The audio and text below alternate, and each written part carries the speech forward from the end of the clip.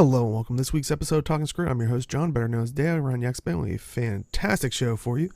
War Eternal has arrived with some timing issues, along with some contests, and also, sadly, some new departures. News of departures, sorry. I guess departures are always new. And much more. But first, let me introduce you to my fellow host. He is a moderator over at MMO Champion and host of Zero to Hero on this very channel, and also Vote to Kick. I know he played the new Living Story because he wanted to be a free guy and talk about all the awesome later in our spoiler section. Say hello to Jim. Yeah, the story. Wow, that was a good ending, but we'll get to that. So, finger guns. Okay. Is that an anime? No, it's not. All right. And he streams over on Twitch where he answers the age-old question. With a new greatsword, I wonder what a future thief's skill would look like. Possibly a bunch of tears for when they inevitably nerf thief. Say hello to Age. I regret giving you my video now. I would like, that's actually a really good question. I would like the greatsword to turn into like a chainsaw. That'd be sick. Yeah, chainsaw. Right. Or just like a giant, not like a dagger, but what are they called? Stilettos? I was going to say, I think a greatsword is a giant dagger, to be fair. But we could talk all about that. We'll definitely have to. Hi, guys. And she's an editor at GuildMag, writes for MMORPG.com, and also her own site, MMORLA.com. With all the roars this episode, let's cap off the week with the OG roar. Say hello to Robin. Well, now you made me sad. Well, see, I know we'll talk about it later. I didn't know if technically we should have removed it or not, but yeah. Jeez. All right. Hi. Oh, geez, now I feel bad. Well, how do I? if you're wondering what we're talking about, we'll definitely fill you in. We'll get there. But let's start off right with it. And just in case for people, and chat's usually very good about this, and always thank you ahead of time for it. Is we'll talk about the patch without spoilers, go through the whole show. And at the end, we'll kind of switch over to a spoiler section, give people ample enough warning and all that stuff. So, fear not if you have not played it yet. And yes, I did hit record, everybody. Yay. I did just double check it as well. But yeah, so this past Tuesday, we got the last episode of Season 4, which was Season 4, Episode 6, War Eternal. And boy, howdy, I guess the only way we could say is do you guys think the story was good without giving spoilers? For the people, that haven't. Oh, it was good. I think. Yeah, definitely recommend going to go play it if you can. Because if for people that maybe are new, if you log in anytime during this thing, before the next episode comes out, you do get that episode for free. So yeah, I'd say it was good. I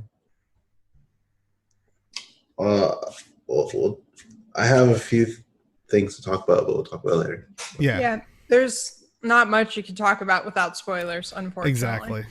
It is. I definitely would say that it is a solid ending. That's my opinion on it. So yeah, I would say it's a good 8 or 9 out of 10. Also, cheers for me actually having done it before the show. I know. I saw that you played it, and I was like, "Oh, yay!" I was so excited for you. Yeah. For once, I actually managed to, get things done. But yeah, like chat's saying, they did the thing with the thing in the thing. That was cool. That's really all we could say at this point. But like I said, later we'll talk all about that. Yeah. But yeah, with the patch, of course, came the last legendary, and we did know earlier that it was Exordium, which is the legendary greatsword. And thanks to Age, I think right before the show, actually, his video actually went up on YouTube. So if you want to throw that link in chat in case they want to go see it, because I do have some of it here, but it does have no sound and all that stuff. So if you Note want to it self: do not edit videos while hungover. It is Nah. not fun. yeah, here is the great sword. And the interesting thing about this was that as you use certain skills on different professions, the animation for like the weapon itself changes. So it's pretty crazy looking, but Yeah. One thing, because I was testing out like if I had day and night cycle, and I kind of have low settings so I can stream the game. So what I noticed is that when I was like in daytime bright light, the blade was like completely blue, but when I went to darker areas, it was darker. But since I only noticed that when I was on my warrior, I was like, oh, this might be a warrior aura. And like tested on other characters to see if they had other auras. I'm like, it doesn't. So I'm like, that's kind of weird. So like, then I put all my settings to high, and I'm like, oh, okay, so it's just a lighting thing. So that's kind of a cool, neat feature, I guess, if you like it. So yeah. It looks different based on the lighting. So that's cool. Yeah, it's like if you see now, it's like this is what it should look like in the game with like decent settings. But in darker areas, I find the blade gets more prominence with the darker blues and orange. So yeah, but it's a cool legendary. Definitely, I would say go for it if you use Greatsword. I think Ranger is actually pretty cool just because it has like the shield block, and it has like a dagger under the hilt forms when you're like stunning people.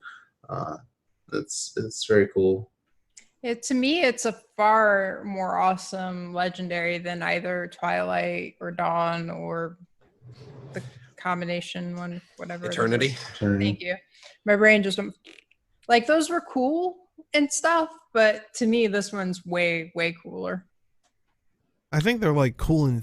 I think all of them are cool in theme, but because I still like the other great swords because it's like you captured the night sky or the day, the day in your blade. Like that just sounds legendary and epic and crazy. Yeah. This visually, just like we said, because like a lot of effort's gone into it, unique animations and right.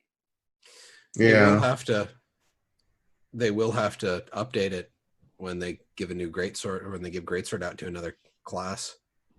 Yeah, I mean, I kind of joked about it for the intro, but yeah, so going forward, I mean, here's the thing. With the legendary, it like different skill types will have the same effect. So like if you do a whirl attack, you're gonna make a dual blade axe. That's what the greatsword transforms into. Okay. So they probably have like a set list of things. So if you do this type of attack, it transforms into this. If it's a brand new thing that they don't have, then yeah, they'll probably have to change something else. Yeah, if it's a fairly unique thing, like because the greatsword auto attack on Mesmer obviously is very unique, all things considered. Yeah. So I'm but how bad was the grind maybe compared to the other legendaries? I'm kind of curious, like, or not like grind, but like going through the whole collection. It's the same as the other ones, not the non-story ones. It's just that there's always one item that you will need to buy that no one knows until it comes out, or if it's leaked or whatever. So that was black diamonds. So I needed, I think 10 of them. I think I needed, or 14. I can't remember exactly. But yeah, those shot up in price, like from like, I don't know, like 3 silver to like 25 when I saw. So, but I prep a lot for the legendaries, and then when I see when the legendaries coming out, I do like a kind of like just a push to get the rest of the things I need. Mm-hmm. So it's not that big of a deal for me, but I know someone who's actually going for it again, and he just like converted gems to gold, and then he's working towards the rest. But it really depends on stuff that you don't have. So like, I don't know, OB shards, if you haven't have enough crystalline ingots, or the Pathfire wet route that if you can go. I've never done that one, but And that's I know that's chat's saying they feel like they might be working on new specs in the background, which I don't know. We've talked about in the past. Like since we're going into another season, Yeah. it wouldn't be that. See, I'm kind of torn both ways because they have been talking more about like that idea of like they said in season 1 where it's like we don't need expansions, we can put out expansion features and stuff, but how POF kind of screwed up the balance of everything with some of the elite specs, I don't know if we'll. The game is not ready for new elite specs yet. Yeah, I wouldn't be surprised if they don't have ideas for some of right. Oh yeah, they probably have it's kind of like how they had Weaver as an idea for Elementalists way back in the basic version of the game, but it ended up being that they felt like it wasn't a good place for it, so they went with Tempest instead. So like, I'm sure they have ideas for the classes of what they can do that would be interesting, if not for all of them, at least some of them, Mm-hmm.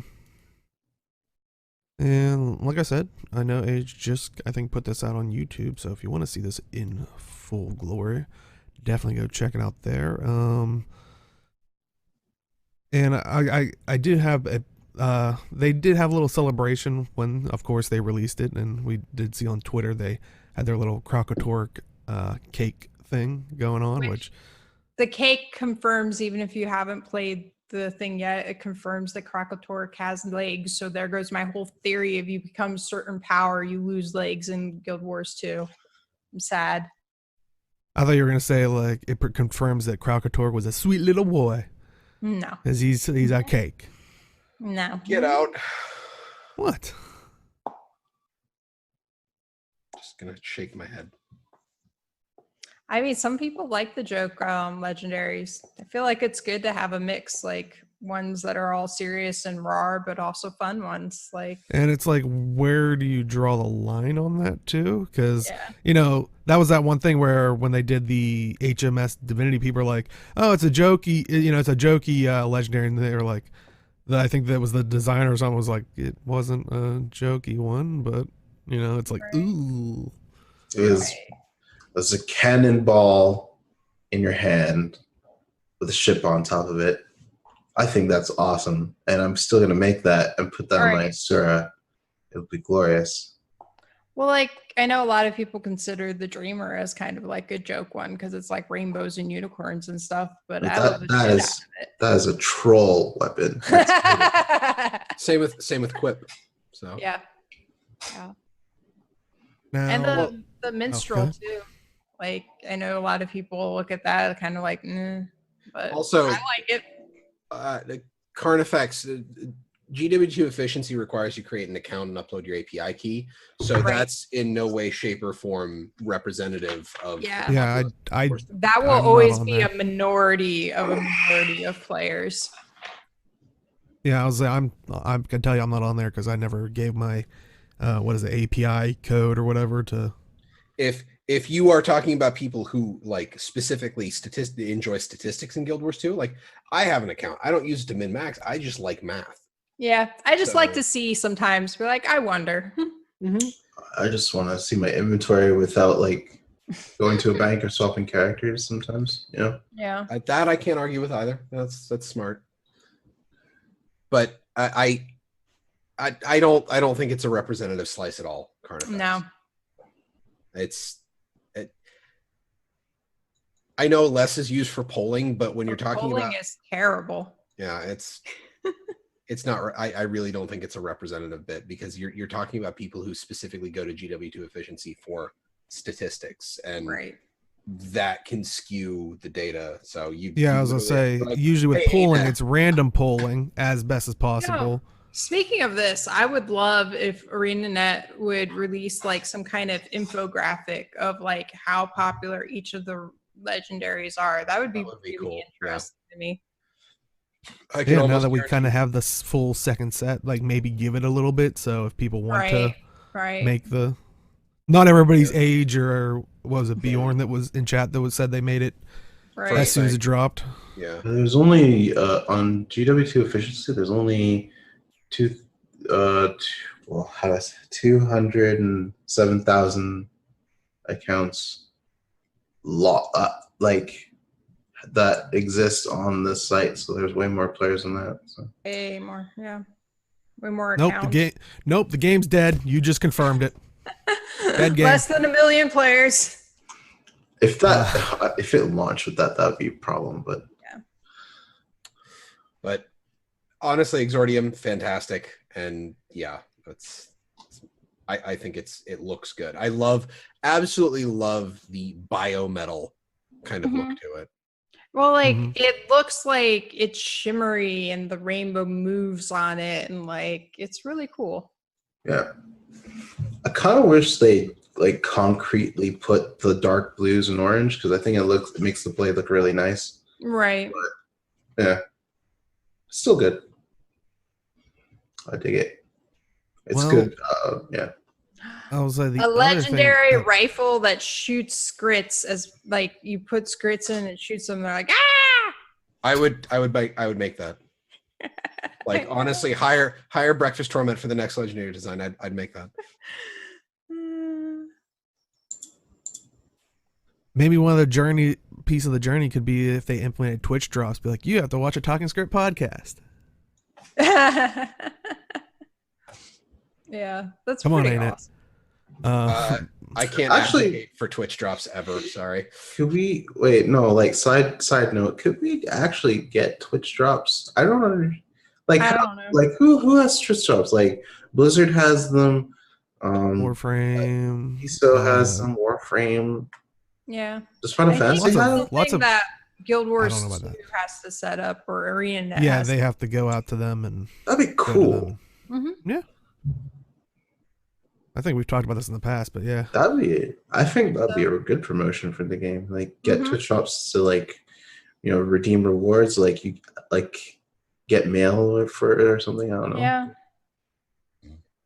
Maybe so many hours you watch of streams. Maybe you get a Black Lion key. Yeah, like, and you discover new streamers that you may like. So Yeah. I think it's a cool idea. Yeah, no, I know we've definitely talked about that in the past, but one of the other things that dropped with the patch, with the kind of War Eternal patch, was the new mount, the Sky Scale, which we can't really talk about the ins and outs of it because it's kind of, I feel, heavily You don't have related. one yet? What's wrong with you? Oh no, I don't. But that also earlier that chat was yelling at, I think, me and Jim because we're slacking on our masteries, which I know I am. I am. Yeah, so I still haven't even started my Griffin. I finally learned the things so I can use I'm not the as portal bad. so I could go open it, but I've never gone back to actually start it because I've gotten sidetracked by other things. I was honestly, just the only reason me I about would the only reason I would say go and get your Griffin like ASAP is because it's honestly one of the most fun mounts in the game. I know. It's just like I don't like making my way to that area where the portal to talk to the person to open the collection is. It's annoying to get to there. So that's why I haven't gone back. Do you have the Sun Spear? Yeah, I was gonna say, if you click on the item, doesn't it teleport you there? You early on in the collection, you get a token, a Sun Spear relic that you can use to teleport you to the Griffin Roost. No, I haven't even been. I've been to where the portal is, but then when I discovered I didn't have the mastery to use portals, so I never got up there. Okay. To start it, and then since I unlocked that mastery finally, I haven't gone back to do that. Well, we're greatly veering off from. We're talking about the one flying mount that was already in the game, but they have added the next kind of flying mount in a different fashion. We've talked about it earlier. They talked about it before. Was the sky scale, and I know chat's already ahead of us here. Is I know a lot of people are having an issue, not so much with the collection, but with the time gating. Also, like the time gating within the time gating within the time gating, with like Yeah. which I'm curious. I definitely see where chat's thoughts on it. Where do you guys kind of sit? Did you the bring time up gating? the article you found earlier? or Oh have we yeah, there talked about was a post on Reddit that it's an interesting title because I don't know. For me, coming from other MMOs, it sounds like it's contradicting itself, which was it was from Reddit user Empathetic Fool. Time gating promotes rushing content, which you're like, how? Russian. You mean rushing content? I thought I said sorry. Sounded like It promotes Russian content. No, rushing content. Sorry. Sorry. But yeah, which feels like it's like, how can it do that if it's time gating you? Which I feel like kinda, if you try to rush stuff that's time gated, you're only burning yourself out, because then if the time gate feels oppressive. Like, I actually had a long conversation with Aaron on Twitter last night and this morning some about grinding and time gating. And what I was telling him was, like, time gating doesn't bother me in general, because I'm the type of player that I like to work on a lot of different things. I like to do a little thing for a little bit and then I go do something else. So I work until I get to a time gate and then okay, I'm done with that for now. I'll go do something else. It works for me in my play style. For grinding, it annoys me because I feel like I have to spend hours working on anything to make any meaningful progress on it. Like, one of the reasons why I still don't have my snowflake shoulders is because all I have is the drinks left, which is just the grind. But like, I could also go to the tree every day in my home instance and get a package and work on it, but it feels like that little bit isn't making any kind of meaningful progress. The only meaningful progress I can make is during Winter's Day, doing whatever for hours and getting all the practice. I don't like that kind of thing, but I understand not everybody plays like me. So like, I feel like they have a pretty good balance of things that require grind and things that are time gated. And I don't feel like it's lopsided either way. And it might feel like there's too much of one or the other, depending on what you like or don't like. Yeah. Side note, for the drinks, I was just buying them instead of waiting for Winter's Day. So like, if you eventually get 300 gold. He's like, yeah, whatever. No, I'm just saying, if you eventually get like, I finished mine off, I was way off, but then I just bought it. I'm like, screw this, I want the shoulders. I'm buying all the drinks, drinking it. And I got really drunk on my character.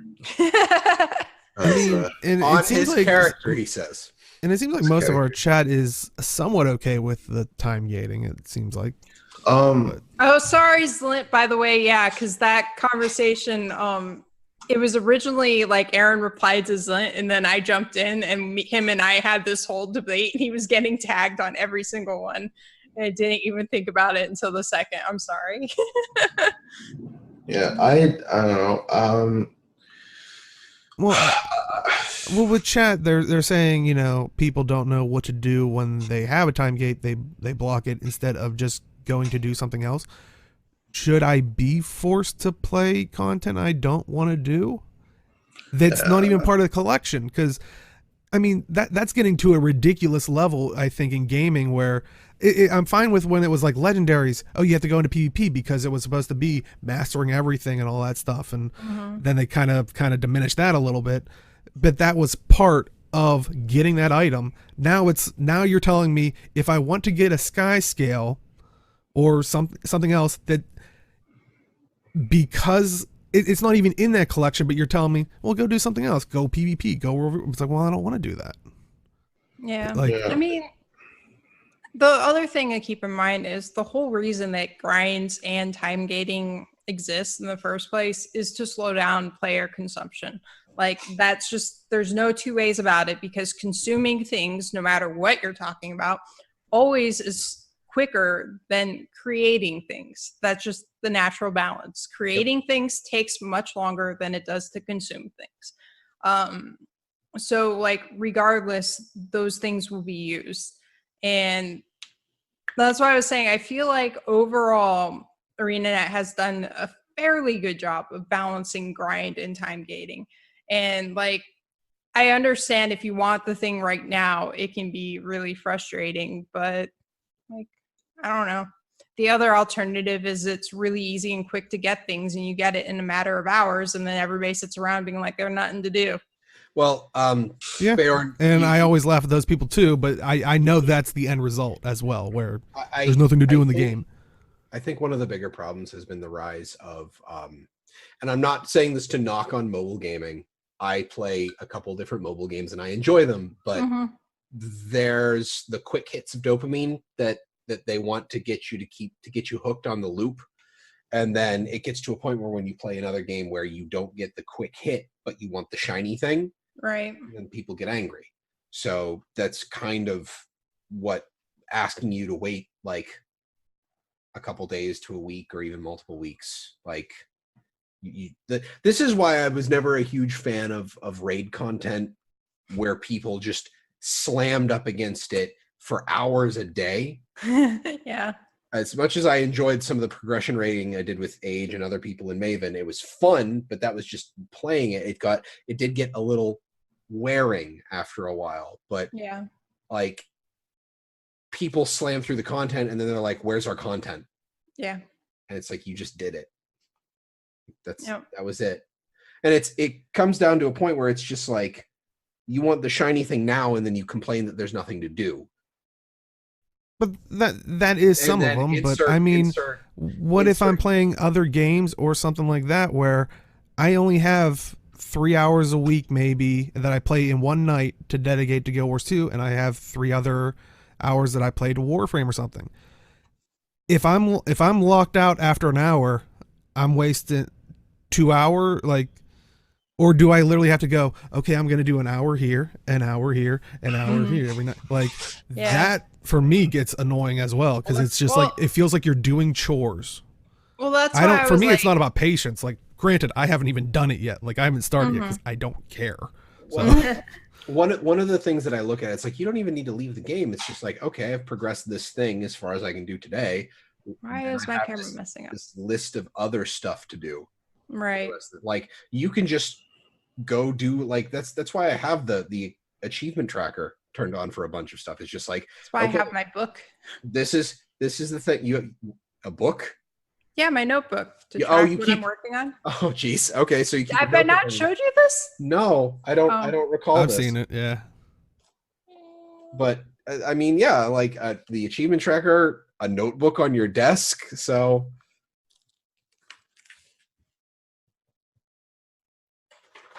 Yep, legendary trinkets. Okay, there you go. But everything. and I didn't know that was how it worked, Bjorn, is that you're raising it from a baby. But yeah, that makes sense too. It's just like, yeah. I mean, I've already accepted. So like on the GuildMag Discords, people were talking about this, and they were saying that if you play every single day and do the things every day, it'll take about 5 days to get the sky scale, roughly, is what they were saying. Which to me says, I don't play Guild Wars 2 every day. I just don't have time with everything else I do. So that means that it's going to be probably weeks before I unlock it, which, sucks. I would like it sooner. That would be cool. I enjoy writing the free ones that are out and about, which, by the way, that's really cool. There's so many of them around that you can just randomly pick up and write around on. Well, at this point, I think they had to, with the time gate and how the map is. Like, right. So that existing makes it better to me. Like, I'm not going to have it for a long while, fine. But at least in the meantime, I can use these ones. And, I won't have the masteries for it to do the cool shit, but it helps. And I don't know if it's a crude analogy, but like the way people are talking about, because I feel like this is how an issue, and I was saying this when we first saw this Reddit post, because a lot of people are agreeing with it, but it weirdly creates a different kind of burnout because and Warframe was going through this with their new Nightwave thing, and they're addressing it for the next patch. But it was like, here you can do all this stuff, which for a lot of people, you if you really pushed at it, you could do like in that case the dailies or the weeklies in a night, and then you couldn't do any more except for maybe grinding at a chance at 3 mobs that might spawn in a map for like 100 rep, which wasn't a lot. But it kind of feels like that idea of like they're letting you pee and then they're making you stop and you're not allowed to finish. Like it's doing damage to people. And I think that's what it's creating, this different kind of burnout, because you kind of feel like you're missing that you're not able to play when you can. Right. And then it's like that is a crude analogy, but oddly specific and appropriate. Yeah. I weirdly thought of it when I was reading some of these people's things. I was like, I feel like that's how they kind of feel, where it's like, here, you can go for, you can play for, and like chat's saying, like at first it took a couple hours, which, yeah, that might fill you out for that week, one play session. And then like they're saying they log in for the 20 seconds or so. It's, And no, I know, chat. All MMOs have progress gates and stuff like that, which honestly we've talked about in the past. If Guild Wars 2 wants to kind of be the MMO company that revolutionized MMOs with the dynamic content, all that stuff from the beginning, the jumping puzzles, better combat. If they want to come out with an expansion like feature, try to figure out a way to. Maybe if you put more effort in, you can deal with a time gate. Like I said in the past, a way to maybe reset your things, but it would be like a good bit of hoops to jump through. But if you could do it, you could achieve it. Yeah. Maybe through the mastery system, if you leveled up, maybe it's an ascension type thing, since, that's a thing in Guild Wars 1 and Guild Wars 2 was leveling up past 80 or 20 and the only problem with that is then you'll have people who are grinding out their resets every day, and they're gonna be like, I want to be able to do resets faster, and then we're just back to the same we're back to the same problem where people want to do it faster, right? And eventually it gets to the, if you keep capitulating on the speed that you want to allow things to go at, it eventually gets to, okay, you can do everything all the time. There's no content. Right. Well, and Bjorn is talking about is like people will always complain. It's like, that's true. So it gets to a point where it's like, I'm also saying from the other side, because I think a lot of people are thinking, if you're against time gating, apparently you want the thing now. No, I just want to be able to play when I want to. Like I said, I haven't even started that collection, so I'm well behind it, but I don't care. But if I want to be like, I want to dedicate a night to it, if it gives me, here's 20 seconds of content, because why not? Maybe I'll time it between the update or the resets, so I have a minute worth of gameplay. Like, I think people are lumping those people in together, which, like I said, I know there's always gonna be people complaining on both sides. Like, well, that's kind of the point I was making, though, because if it's not a time gate, then it's a grind, and that is also an issue, because you can take a few hours to work on it as you want for a grind, but also, like, if you only have an hour to work on something, it often, at least for me, feels like when I've tried that, it doesn't feel like I made any meaningful progress on that. So, I mean, it's trade-off. And like, I know some people have said that it feels like regardless what they do, everybody's unhappy. And the other point there is it's probably different groups of people who are unhappy. And the people who are happy tend to be quiet. So regardless of what you're going to do, you're going to hear people complaining either way. Because there are people who prefer one over the other. And there were people that complained about Marjorie's time getting. And granted, Yeah. that's probably one reason why I probably won't get a Sky Scale. I still haven't done Marjorie because I just don't want to deal with the faff of all that. Because that's the first thing people say. Go get a guide. It's like, then are you really playing much anymore? Like, there's no figuring things out or playing. Like, it doesn't really. Marjorie didn't really need a guide. They basically tell you everything you need to do. Yeah, And the it's pretty tooltip. straightforward. yeah, but Like- it was a lot of like parts on top of parts on top of parts, Yes. which it was This- like it was boiling the it all very- down. It felt was- like engineering in WoW, old school. It was WoW. the very early bits of them doing like long form crafting quests. So Yeah. Okay, Bjorn. It's not about them complaining about putting in effort. They want to put in the effort. They just want to put in all their effort at one shot. It's just a difference of preference of how they want to play. They want to play in terms of if I want to grind 6 hours to get the Sky Scale, I want to get the Sky Scale, and I'll grind 6 hours to do it. That's fine. There are other people who don't mind the time gate. It's like if they have to do one part of the collection, get stopped, and then they have to log in the next day for next bit. That's fine for them. It's all about it's all about preference in that case. The people who are complaining want to be able to play their own way, and they want to play straight up, just do the time, get all the things that they need to get the Sky Scale. That's literally the argument. That's all I see, and I understand that from that perspective. I personally don't mind time gates. If I can prep in advance for time gates, it's totally fine. Like I did for legendaries, like I prep in advance when I know. But for Sky Scale, I can't because I don't know what's involved. So Right. I remember like in Blade and Soul, there was an outfit I wanted, and I had to like get to a certain level to do it, and I pretty much grinded all weekend the levels, and I got stopped because there was a I think it was a reset time for a max level of XP I can get, so I didn't end up getting the outfit. So I'm like, oh, that sucks. So But you couldn't get your Organization 13 outfit?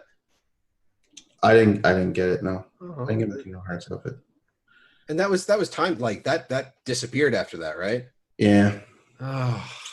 and I stopped playing after that. So You were so disappointed you quit the game. Well, that's honestly coming from a lot of Asian MMOs is because yeah, no, I understand why. Yeah, but it's like I totally agree with your entire point. Is like people just want to play in a manner, and I think that's totally valid. And at the same time, like I get where ArenaNet's coming from, trying to put at least a certain limiter on it because they want people to have something to do for at least X amount of time. Because when you have a bunch of people howling on Reddit that there's nothing to do, yeah, that is dumb in my opinion. I played this game for 7 years and I still have stuff to do. Right. Yeah, exactly. And like I people are kind of trying to lump in people insulting like they need patience. Why don't you just have some self-control? I can only do it for an hour a day. It's like if you want to throw around insults to one. What? He can only do it for an hour a day. Yeah. Well, you gotta take a little bit of a rest and then get back to it. Gotta wait for the cooldowns. Dear Lord. But it's like if you want to categorize and lump people in together, trust me, you can do that on both sides.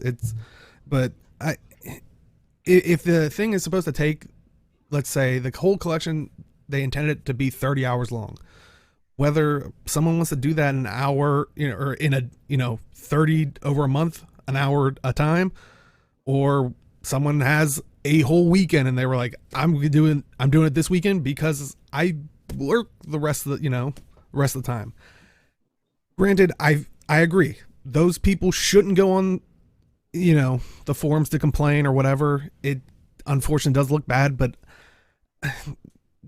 do we have to really cater to those people? I say on both ends, both spectrums, screw them. It's not so much about catering to those people. It's about the people getting into Guild Wars 2.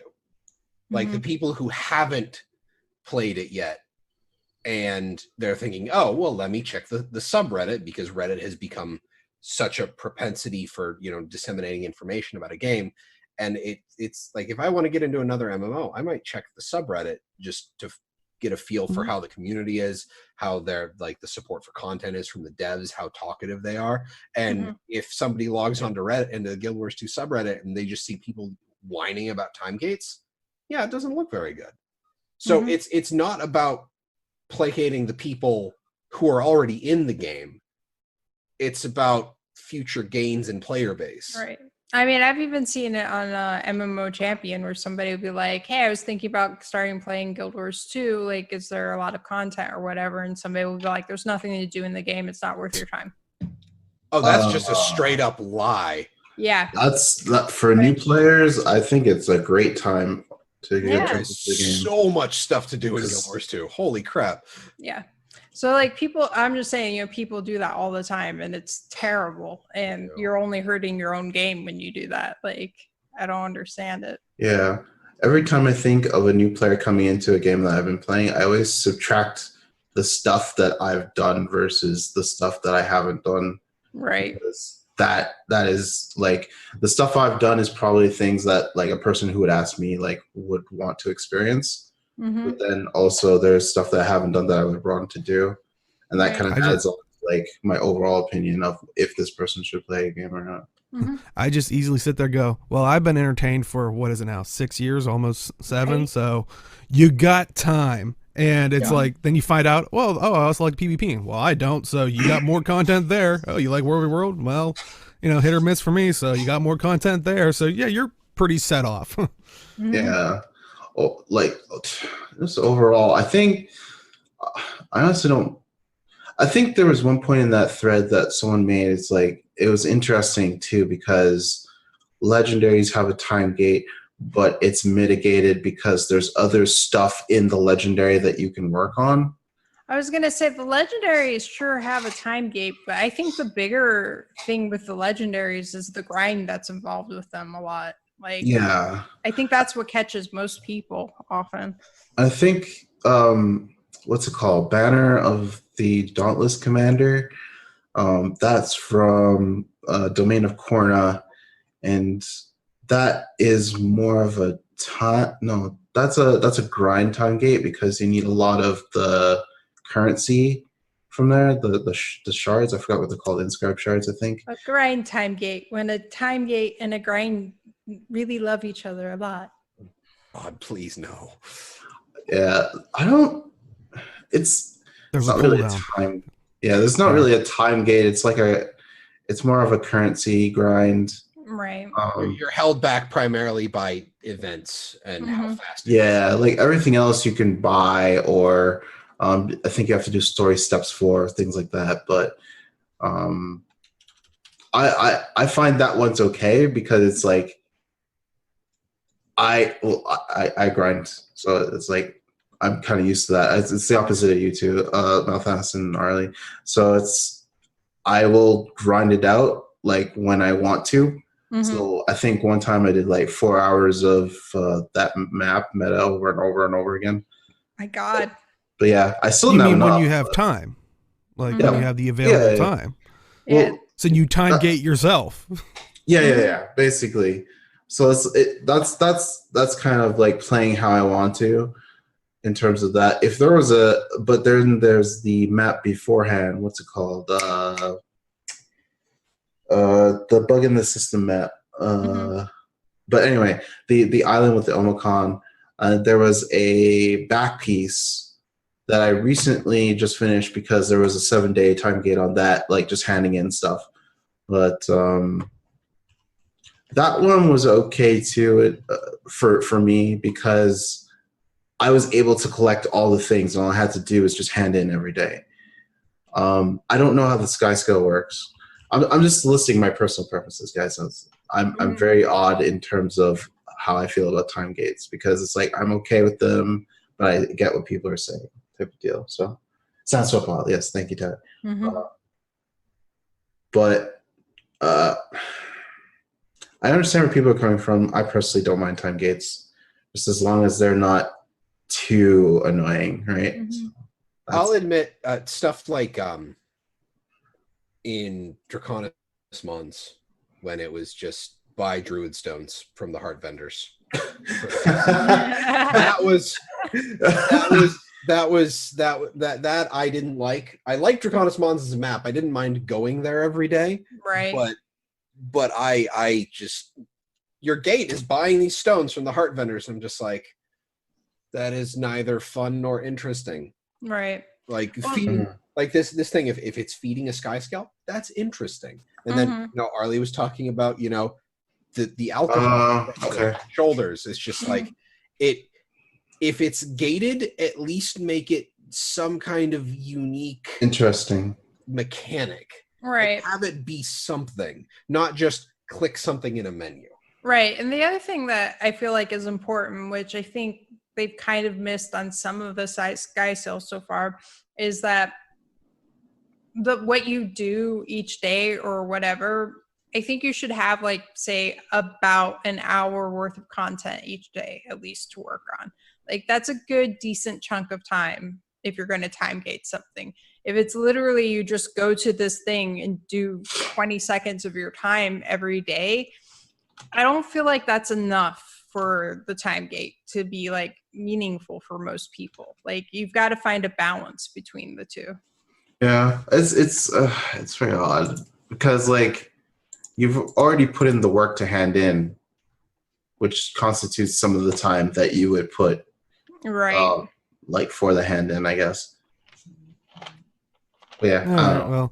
well, I think we're honestly we're just driving into the ground because it's like neither side is like budging, and I think they did say that they were going to look at. That doesn't mean that they're going to change anything, but they were going to look at, kind of the collections and maybe see if there's stuff that they may want to readdress. Thankfully, a lot of us seem to be. We each have our own sides of the argument, but at the very least, none of us are frothing at the mouth about it. You're wrong. I can't take you seriously. I mean, I'm just internalizing that. I already knew going in that you guys were wrong. It's just I'm very impartial. I really don't care. Right. yeah, I mean, It's as long as it doesn't take me a month of like, and I actually like dedicate time to it, and it takes me a month. That would be a problem. Mm-hmm. But if it takes like a week, it's fine. yeah. That's personal preference. Again, personal preference. It's all up to personal preference.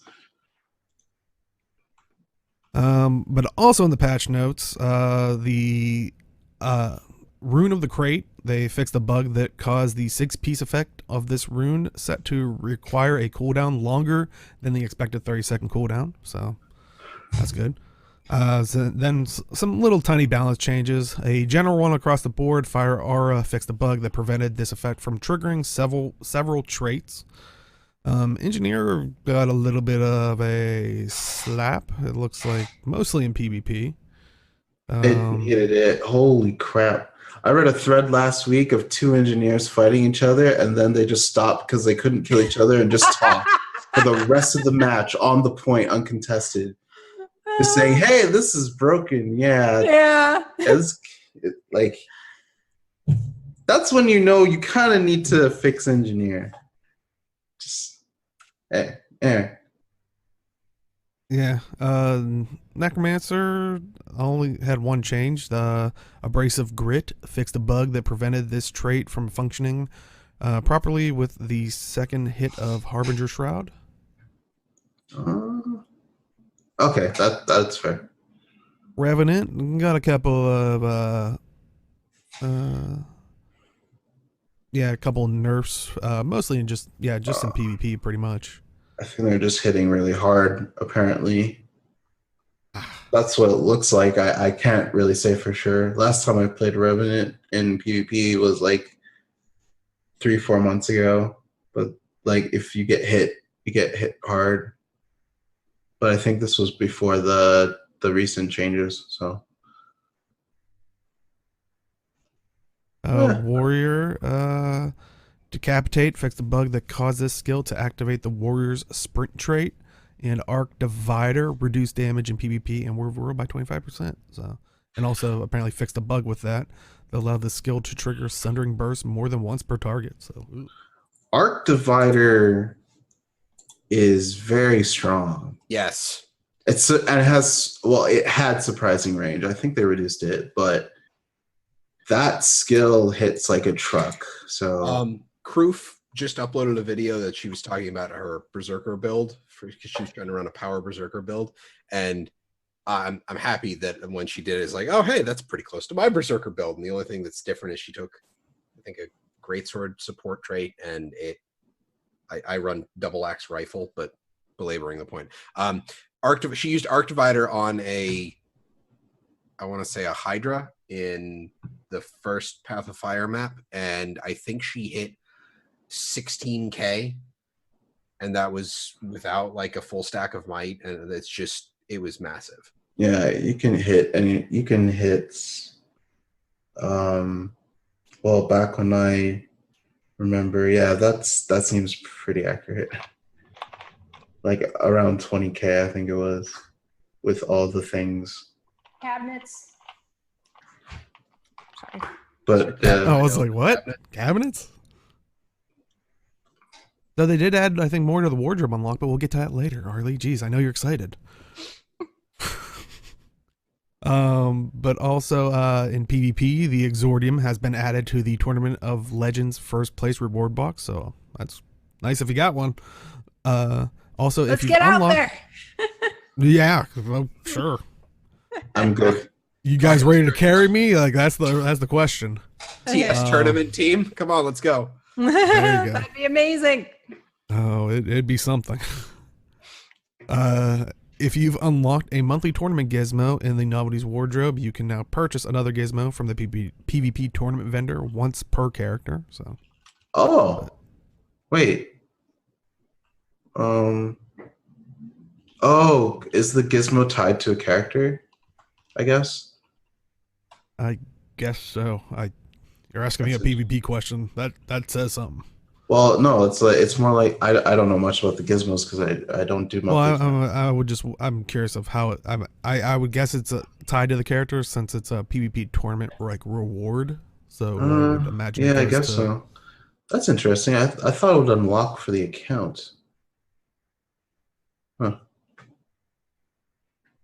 Oh well. Interesting.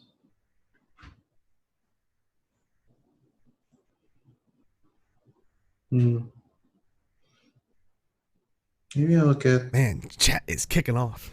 Yeah, I'm trying to. If you unlock a monthly tournament gizmo in the Novelties Wardrobe, you can now purchase another gizmo from the PvP tournament under once per character. That's very interesting because like the wardrobe's supposed to be account based, but you can purchase another one. I don't understand why. I guess. I just don't understand how it works. Then in that case, it sounds like goes in the wardrobe, but it's character bound. Yeah. Well, like so the gizmo like unlocks something in the wardrobe, right? That's like a crown or something. Right. So like the thing itself can be play or character locked, but then when you unlock the thing, it would be across your account, I would assume. Yeah. I guess you could buy more if you wanted. Or maybe if you like deleted it accidentally. But you unlocked it because of the monthly tournament. That would make more sense, I guess. Yeah. Okay. Cool. But yeah, any other thoughts on the patch as a whole without spoilers? Like I said, we'll definitely get to that later. It's a patch. Woo. Put that on the fictitious box. Put them on all the billboards that you've been pasting around Arena. This was a patch. I will say new map is dope. Yeah. I like Fantastic. I like it. I haven't quite figured it out. I will say sometimes traversing it can be a pain, like especially where you get to the part where you've unlocked the sky skulls that you can use randomly. Because sometimes it, at least for me, wasn't always obvious how to get from one point to another point, right? Because there would be well, also because since I only recently unlocked my roller beetle, I don't have the smash yet. So like I'd be running in place and there's a lot of walls where you have to smash through with your beetle. And then I was like, well, shit, how do I get I won't there? lie. When I was playing it on like Thursday, I forgot how far I was in with my roller beetle, and I got to one of those walls. I had like a bunch of enemies because I was just kiting them because I was like, I kind of wanted to get to the next point. And I'm like, boy, I really wish I have I really hope I have this skill, and luckily I did. Right. Well, for me, I've been lucky a few times where I've run into that and somebody else has come up behind me and smashed through it. And I'm like, yay. They changed it so you can just boost through the wall. You don't have to use the attack skill, right? Oh, if you have the smash thing. Yeah, I think so. Okay. I don't know for sure because I don't have it, but I think that's correct. But yeah, I don't know. We kind of delved deep in since we're kind of just over viewing the whole patch. We kind of jumped on the time gating thing with the sky scale. Since you do get to try it around the map, like you guys were saying a little bit, do you like the sky scale I like as the a map? cliff hanging on it. Like literally all I want to do is go around and cliff hang. I like it and I don't, because every time I tried to like land, I was like, I thought I'd be like landing on a flat part, and it's like, I'm like, right. I had it a couple of times where I guess there was a giant leaf and it read that as a cliff, and I was trying to land and I was like hanging on the leaf, and I'm like, no, stop it. Yeah, I was a little annoyed by that too, but it also showed me like which things are actual surfaces versus what's designed as a cliff per se. So that's kind of cool. I do like it.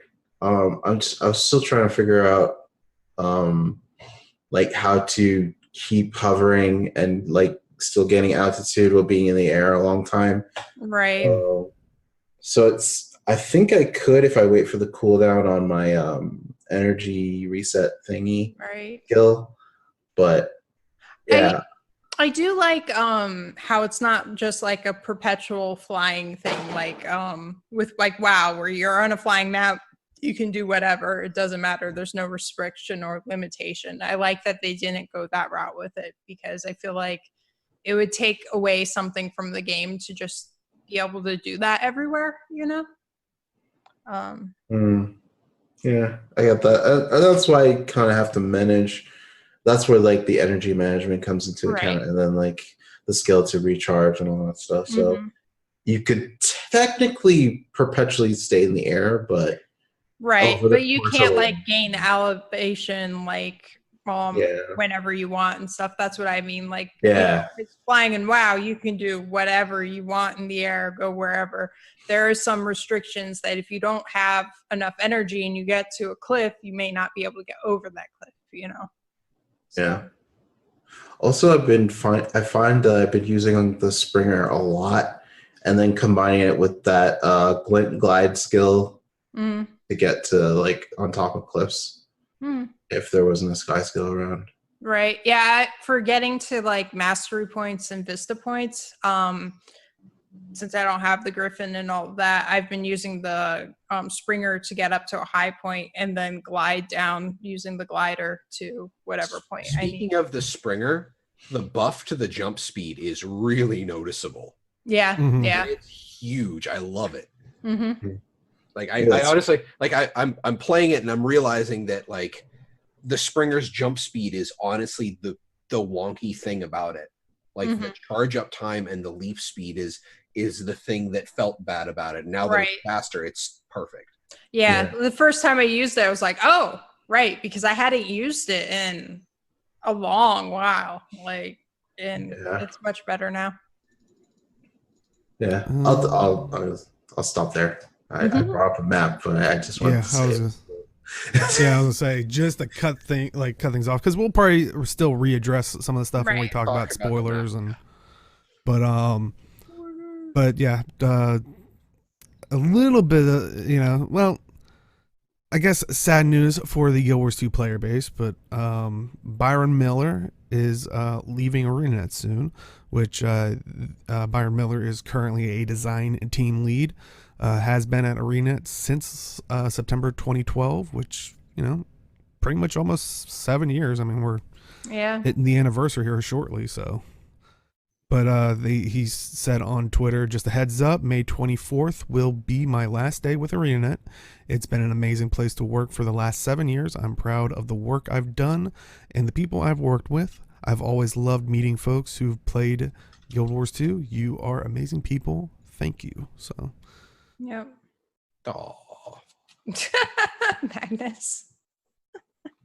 Mm. I'm sad about Byron leaving. He's a cool guy. I'm curious what he's going to do. Yeah. But it's funny. I was thinking about it. I was like, if this keeps up at this rate, there's going to be nobody I know at ArenaNet anymore. Maybe. Make new friends, Riley. I know. Oh, yeah. Yeah.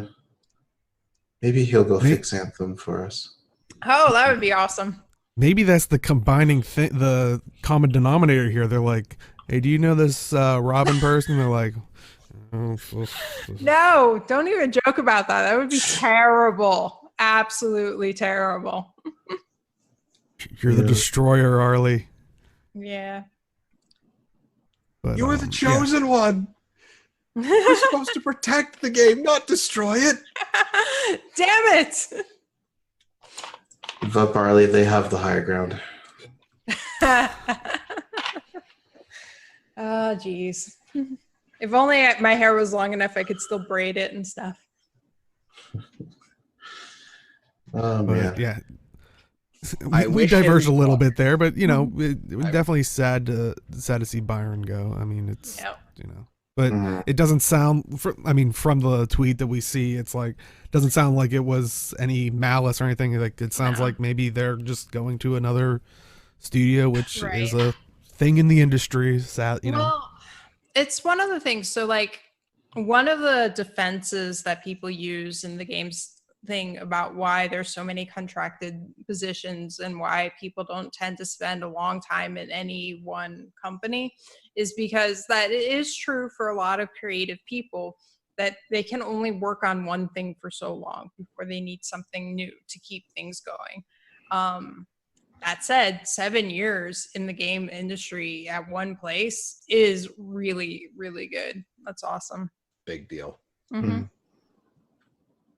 And moving from one bit of sad news to another bit of sad news. I know, I'm sorry, everybody, but if this is the kind of thing we were hinting at with Arlie's intro, but sadly, GuildMag is closing shop. And for people that don't know, GuildMag was a community-driven. They done podcasts, but they were predominantly like a news and like kind of like interesting articles. Like I know Aaron did articles for him. Guild Wars Monk, who was in chat earlier, and like I said, Arlie here was the editor over One there. of the editors. I was one of the editors. Sorry. There are many editors. Jeez. But you were the editor. It was a lot of fun. I love editing. It's fun. Yeah. There's a lot of content partners that worked with GuildMag for things. Mm-hmm. Yeah, I mean, we've talked in the past about the GuildMag, the holiday, Winter's Day, Annual. the Yeah. annual, the right around Winter's Day and stuff like that. But so, Mhm. but it's definitely sad. They're saying after an incredible journey of over 9 years, they are saying today, which I don't know exactly when the tweet was. I think it was Monday. Yeah, I was gonna say I wanted to say it was Monday or I think it was right before the patch. Like so, yeah, probably Monday. Tuesday. So, Okay. Today was their last day. Day that GuildMag will be publishing content. They said it's been an honor to be part of an amazing Guild Wars 2 community, and they'd like to thank everybody who has supported them along the way. But they said the team isn't done producing content yet, although GuildMag is ending. Many of the team behind it have decided to continue under a new name and a new site. They said they can't share any details, but they should have an announcement on their social media profiles after the end of season 4. Yeah, I don't think it's everybody, but like, because some people just legitimately don't have the time for it anymore, which happens. Because I mean, as much as fun as doing things for GuildMag is, it's not a paid job, so Yeah. time is a factor. I am happy that they were able to put out some of the last articles we had been working on, because there's some really interesting things in there. Dealing with like death and Tyria and all of that and some magic stuff and whatnot. So, And like we said, you know, you can definitely find people that worked at GuildMag and did stuff in other things. Like we said, Arlie was one of the editors there, the editor in our hearts. But also, you know, like I said, Gilbert Monk was in chat. I know him and also Inky Sticks or Miko, who also did the GuildMag podcast and I believe some of the articles and stuff like that. But they also do Tyria now, which, you know, we've talked about previously, but as also, if you're watching this live, will be on tonight at I believe 8 p.m. 5 p.m. Pacific time. So I mean, you know, the personalities are still, you know, out there. It's just, you know, gotta find them. But like Pokemon, you gotta go catch them all. Yep. But yeah, so yeah, once again, it's sad to see, you know, that such a big part of the community, like, you know, closing shop, at least in that iteration. Right. Like I said, it does sound like they're gonna try to continue on with other things, but yeah. Any other thoughts about about GuildMag? Boo. Okay. Sad to see it go. Yeah. I feel like I couldn't talk too much about it because I'm not someone who ever wrote for them, and we've got 2 people who were writers for them. And I just figured I'd step back and it's cool working with them. It's like one of the kind of pioneers of Guild Wars 2 content as well. So Yeah. can't wait to see some other people are going to be doing things possibly for Guild Wars 2.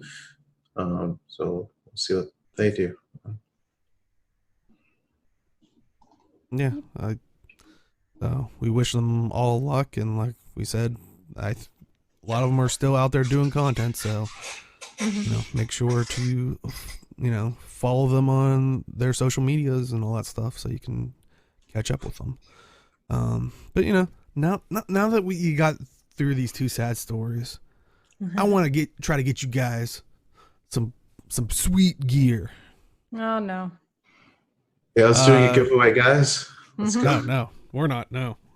Oh, okay. I'm giving away some knowledge. With the War Eternal dropping, ArenaNet has put out actually 2 contests.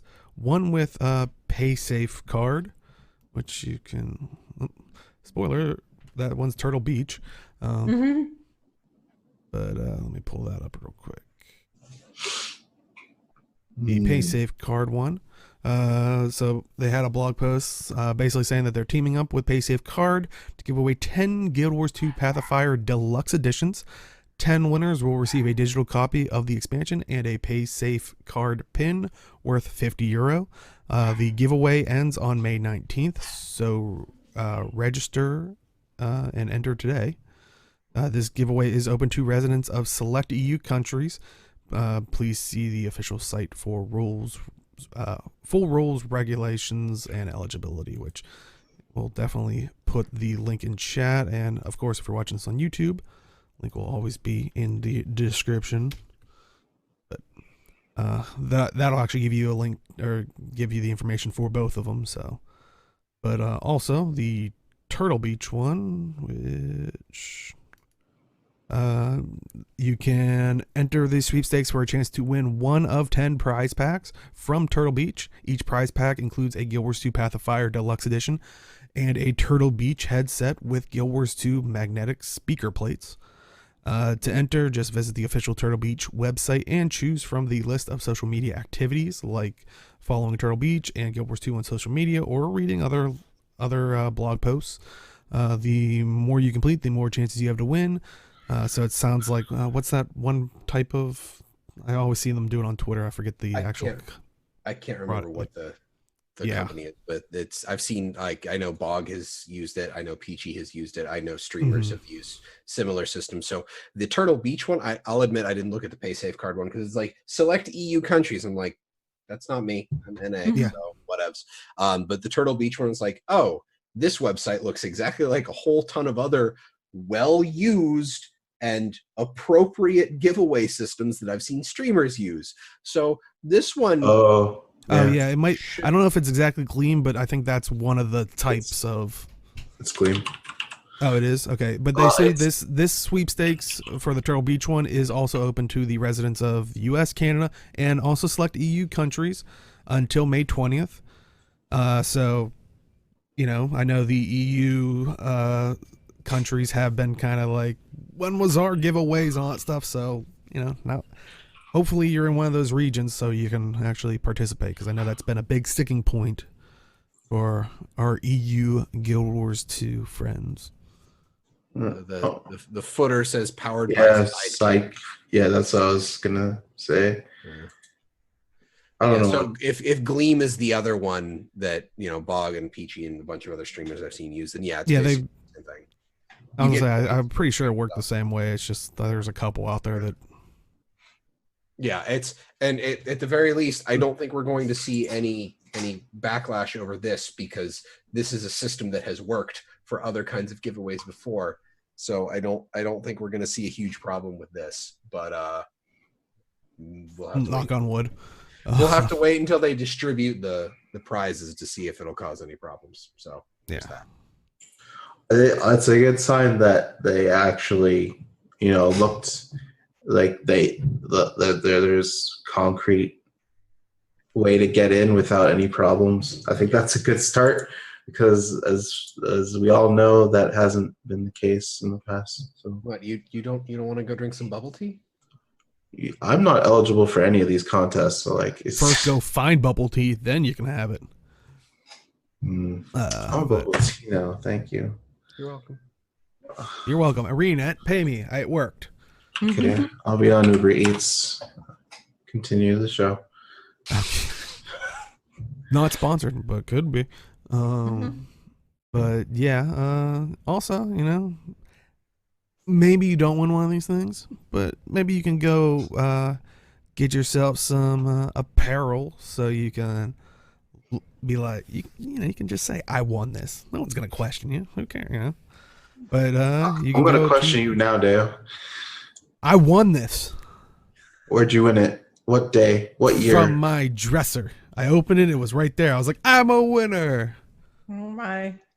I can't argue with him on that. I have no words. That's all I'll say. But yeah, you can get some new merchandise from For Fans by Fans, and I think this was from the actually the Arena challenge that they kind of had through FanForge. A lot of the stuff, at least, which you can kind of see some pins, I think stickers, some Choya stickers, I believe they are, and some other Arena. Yeah. Nice. But yeah, from I think it said the Arena pin was from Rin, created by Rin the Yordle. Yay. And the charming Quaggan pin was from Charlie C. And the adorable Choya stickers were from Angelique Vandermee. So definitely check those out. But also, if you are just, maybe none of those catch your fancy, but while you're there, you're like, hey, those look, I want to get this thing or something. Well, you can save 15% with Arena 15 until the 21st at 11:59 p.m. Pacific Daylight Time. And that's Arena, so AURENE and then 15. So Ooh. But yeah, so But you did it. I think I slightly broke age there for a second. Sorry. It was worth it. they have a new like a new little Aurene plushie that's like clippy. I kind of want to get that. Oh, maybe she has it. I don't know. It's not the new one. It's the older one they had. That the metal. The metal. Oh yeah, I think it's that. Oh, that's been in there. I must have missed it for all these times. Yep.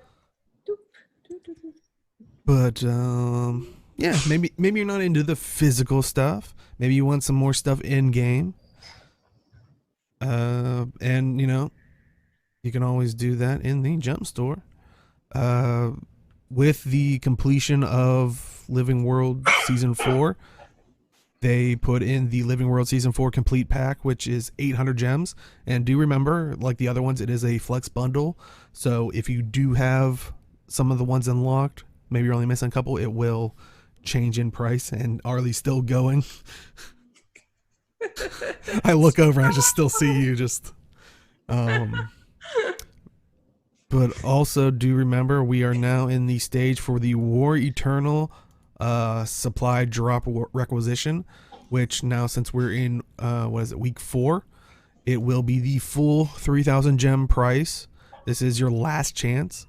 But do remember, if you do purchase it, you do receive everything from week 1, week 2, week 3, and week 4. But it does cost at the full 3,000 gem price. But if you got it in the first week, did you get the subsequent weeks too? Oh, yeah. Oh, okay. It's I just was like, wait. previous weeks were like discounted. I see. Yeah. Okay. But yeah, so definitely pick that up if you so desire. It's like I said, the priciest that it has been, but that's why you gotta act early if you want the good deals. Yep. But some new stuff that hit the gem store, they were talking about, and I know someone here is gonna love it, the recharging teleport to friend for 800 gems. Oh my god!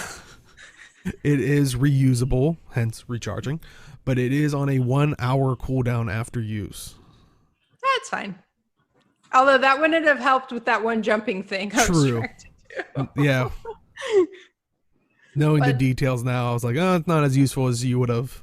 They time gated you on. No, I'm not getting deeper back into that. Let's not get back to that. I couldn't resist. But that's still awesome. How much is it, Dale? 800 gems. Nice. You were freaking out while I said the price. Sorry. That's pretty good, I think. Yeah. I mean, it's kind of like if you're if you're used to WoW, wasn't that how the Hearthstone was basically? And it used to be an hour cooldown. Now it might be 30 minutes. Now it's like 15 minutes. Oh, okay. But Wow. Yeah. Holy. Yeah. But at least that way you can only go to one spot, unless that changed too. I don't know. But also now you have like 4 different kind of Hearthstone things that take you to different places. It's crazy. Oh, okay. The So regular teleport to friend isn't on the gem store anymore. It wasn't ever, I don't think. Is it? It was just given out in. It was just in the lion's chest, which annoyed Yeah, me. 'cause I no, needed or more in and I couldn't bundles or just something. Buy more. Yeah, because I remember they were either in like big bundles as like little gifts or in Black Lion chests. Because when she was trying to do the jumping puzzle, she ran out of them and she actually bought keys so she could open up chests. Yeah. So I could teleport back to Deo. And I kept getting mad because I kept getting She actually got good tickets. stuff, and she was like, I was getting like the weapon tickets, and I'm like, stop it! and I think me and Red Wolf at the time, we were just like, we hate you. Like, I know. you're like throwing away all this, like, oh wow, I could get this awesome looking skin. No, I just want to teleport to. I'm like, and I'm sitting there with like 80. I'm like, I wish I could just give them to you. Well, it was also the last thing I needed for the achievement, so. Yeah. But it hurt when she was just like, oh, I got another Black Line claim ticket. I know. It wasn't even scraps, it was whole tickets. Oh, tickets plural. Damn. Oh, okay. Yeah. Exactly. It hurt.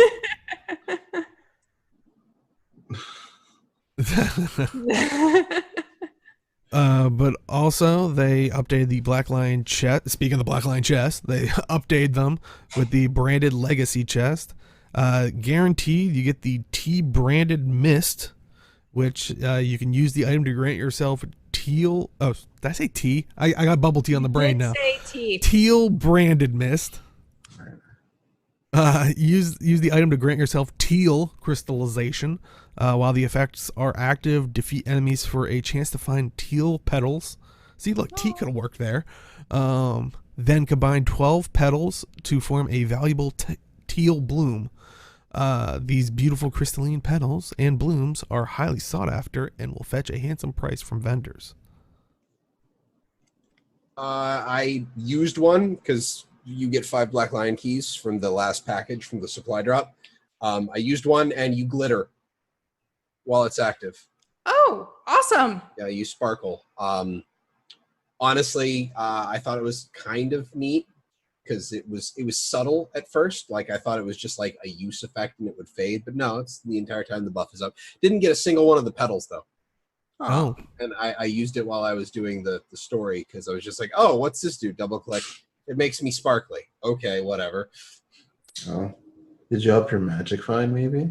I don't know if it's affected by magic find. I probably not, but I also don't know if I was really killing a lot of stuff because I managed to catch the end of the new map meta, but I don't know how much of that, like, because a lot of stuff in instances really is basically flagged to not count for a lot of loot.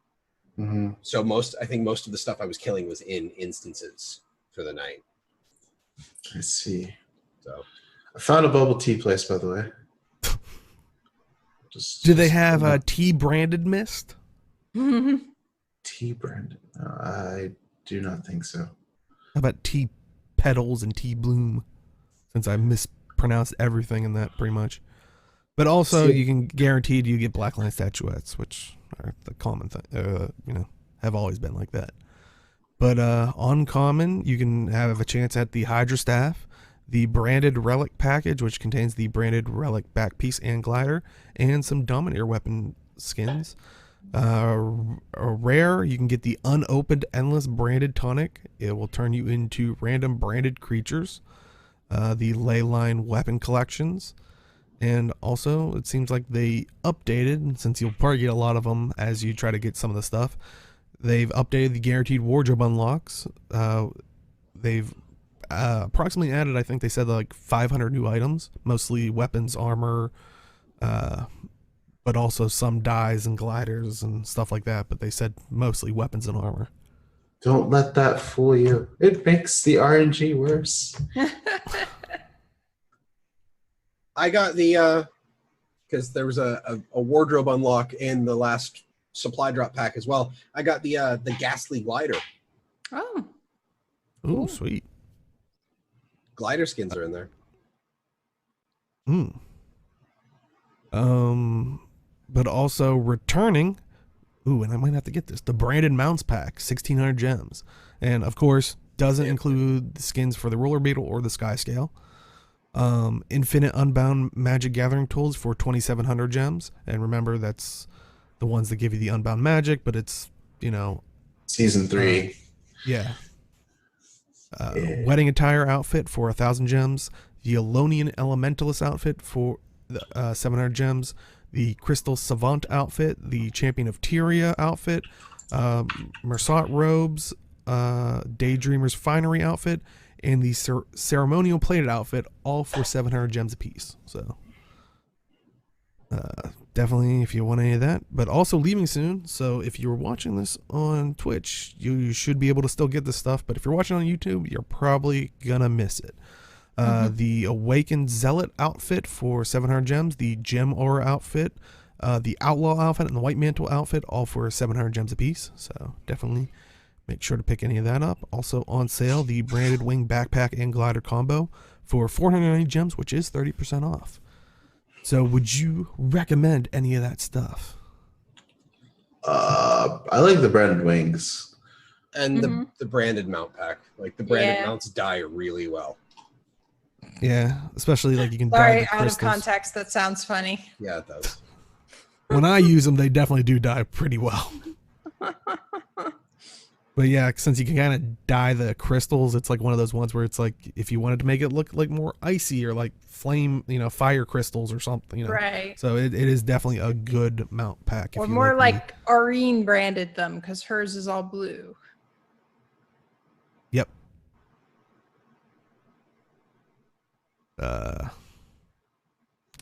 So yeah, I think it's unanimous of getting the branded mount pack. What the wedding attire one? Isn't that the one that's like Yep. And outfits and one. yeah, Every that's gender and race has a different look. yeah, so that's a good bang for your buck there. Yeah. But I that like is that one of the one ones that's too. 1,000 gems versus 700. Yeah, I like that one too, particularly for human female, because if you want to just have a nice dress to run around in, you can dye it any colors you want. So it looks like you're like running around in a formal gown or something, not necessarily a wedding gown.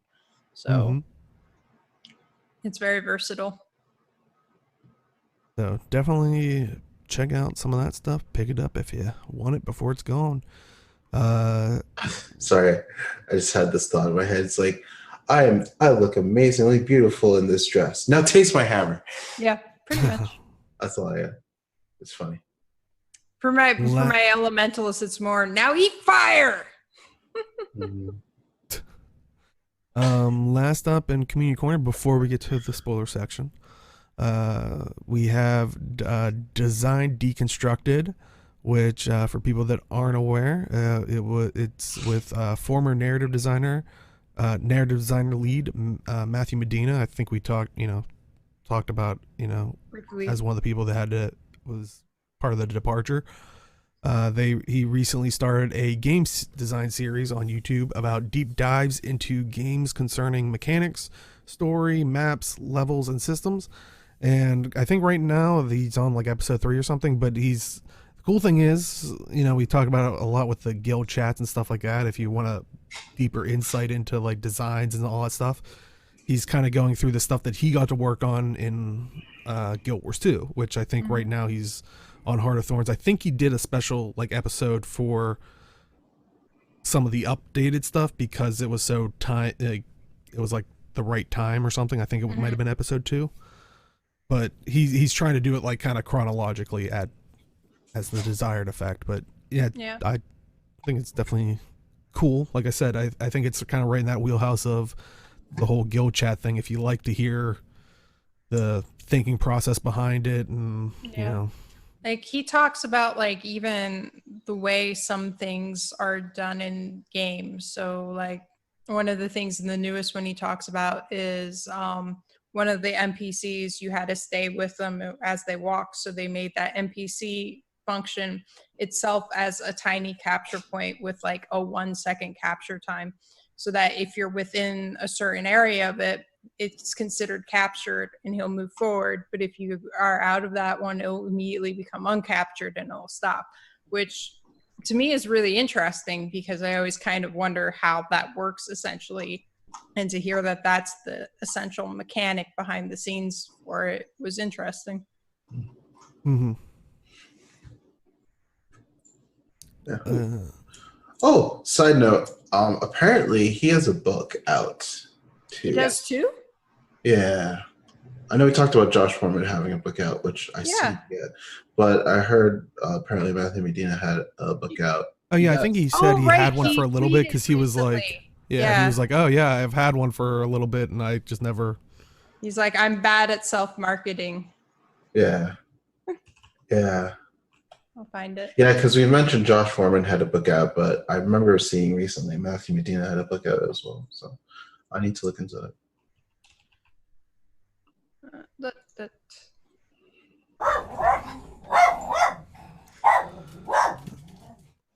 Deo, you really have to stop using that on cooldown. He will return. But I know we've thrown this one around a little bit here. We'll probably talk about it pretty quickly, but I think it's an important thing to talk about. It was a couple weeks ago, but I think it's a pretty nice timeless thing. Is someone was kind of new to Guild Wars 2 and they kind of had they basically boiled down to they wanted advice for starting a guild. But they said for Guild Wars specifically, they were saying how they wanted to aim for the guild to be heavily oriented into fractals, and they kind of said no elitism and minor into PvP. But they were just kind of hoping to, get advice of like, you need to know this before making a guild type thing. But I don't know. I was kind of curious to hear what your guys' thoughts are, and also if chat has any good ideas, or if you're watching on YouTube, throw it in the comments. Maybe eventually, if someone comes across it, it's like, Be. I think the most important thing is be specific about what your guild's intentions are. Yeah. Be specific, because some people may be looking for casual guild. Some people might be looking for a hardcore build, a guild. So if you're like somewhere in the middle, you kind of have to list out what your goals are as a guild. Well, even if you're like, I would say even if you're casual or hardcore, I would still be specific. Don't just say casual or hardcore, because those things mean very different things to very different people. So, or if you're trying to do everything, at least have the representation. Like if you have like, at least if you're trying to run fractals, have at least a core 5 group that you can at least build off of. Or if you're trying to do raids, if you're trying to do PvP, a group that can build off that, just so you're not like, yeah, we do everything, and then the people get in there and it's like, do you want to lead PvP? It's like, no, they don't. Like, kind of what you guys are saying, let them know what they're getting into. Like, I think that's because it seems like you'll be heavily oriented in fractals and notalism. So you're looking for people who can play fractals, but you're not looking for like people who will be super mad at the drop of a hat if something goes wrong. And from minor to PvP, it looks like you're looking for a casual, like every now and then Friday nights we'll hop into PvP, have some fun type of deal. So that's what I get from it. But if it's something different, I would be a little bit specific. That's all I have to say. Then post on Reddit forums, advertising game. That's it pretty much. And maybe down the road, if you have more people, even if you're doing some kind of event or something, listen to the people that you're playing with. Like I still remember the one time, because back with GBN we were doing like we were trying to do more like guild events and stuff like that, and I think at one point something didn't pan out, or something, we didn't have enough people to do one of the events I wanted to do. And I think at that moment a bunch of guildies were like, well, basically let's try and chase around Deo with weapons or something, and it became a fun event where I basically played hide and seek, I think, in one of the districts in Divinity's Reach, and everybody loved it, and it came from people that weren't initially planning the events. Like, so it's if I remember correctly, we did it as Quaggins too, because we wanted to not be I think we might have class skills or something. So I think that's another big thing, is just like, not to mention that it's like, I suppose that one of the things about guilds is, as long as things work organically, because how many times did we spend hours running around or just doing stuff? Doing nothing. It's like, oh, hey, there's an event over there. And we push the event. And they're like, okay, what were we doing? I don't remember. Oh, hey, there's an event over there. Granted, that's, open world stuff, but it's unless you find the people who are looking to do scheduled stuff and be like regimented about it, which most people would consider a more hardcore guild mindset, just kind of letting things go and just build naturally is usually for the best, I feel. Yeah, so kind of like what you're saying anecdotal, but like kind of what you're saying is like a building on top of what Age and Ollie were saying, of letting the people know what they're getting into. Probably a hardcore guild would probably have more regimented stuff, whereas a casual guild, it might be like you said, hey, we're in ore and we're just randomly running around, or yep. Yeah.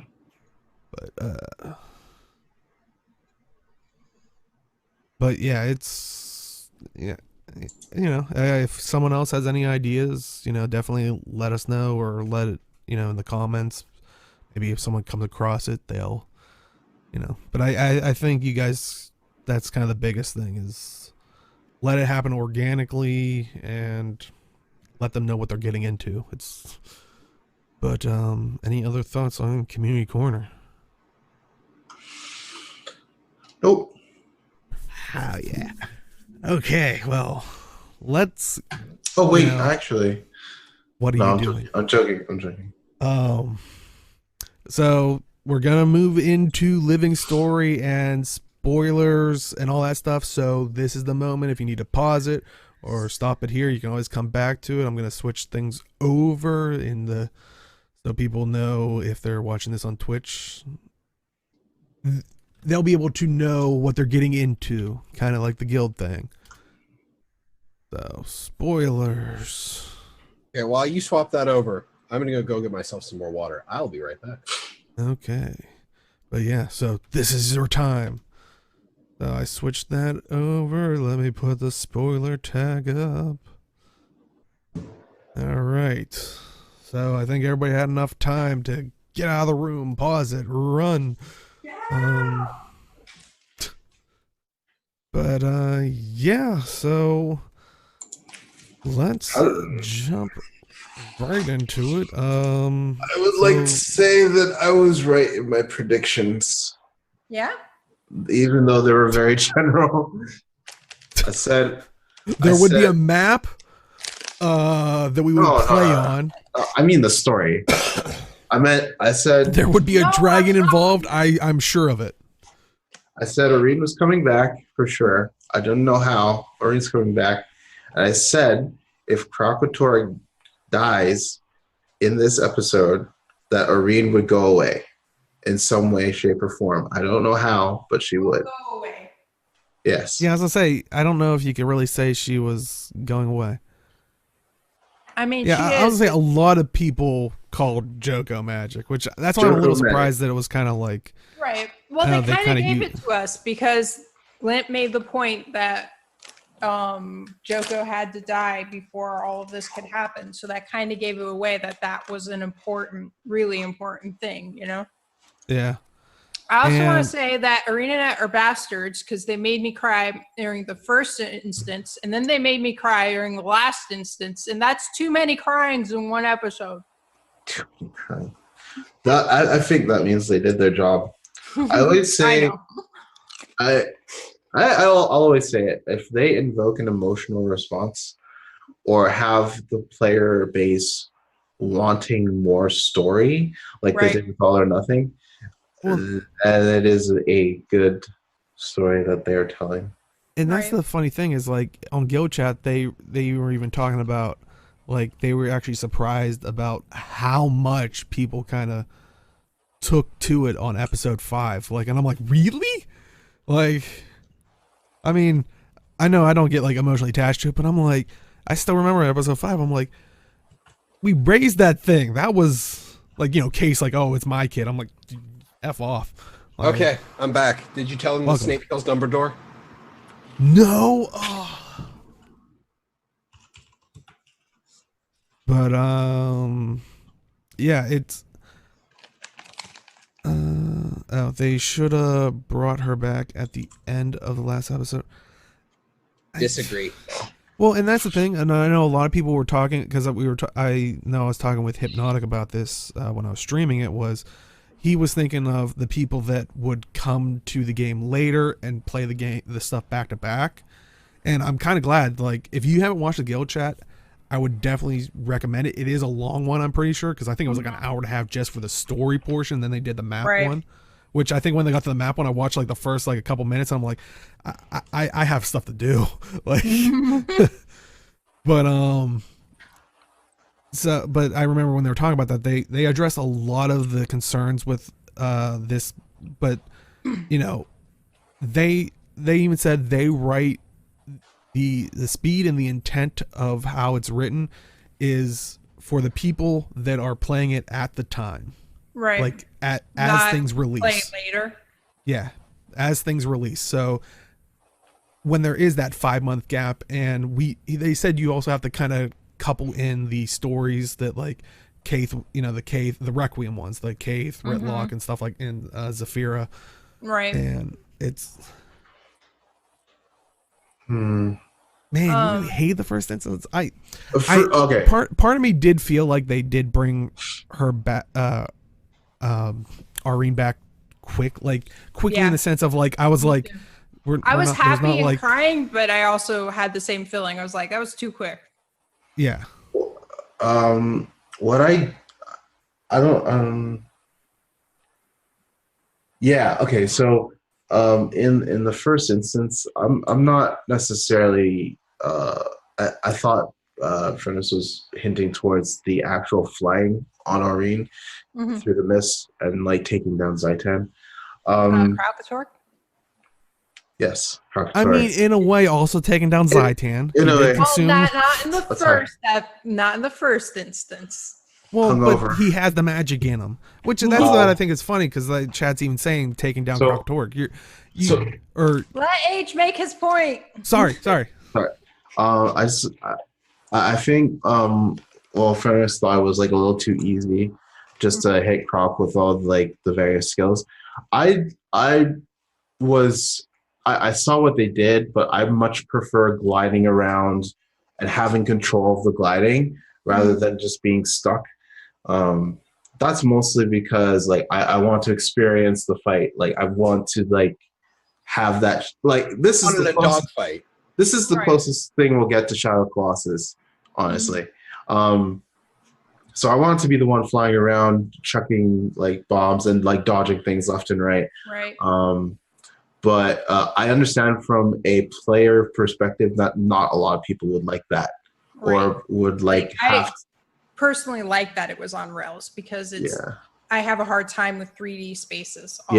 Exactly. So adapting on the fly and just randomly hitting the thing, it just take away from the experience. And I've said this before in other episodes that I think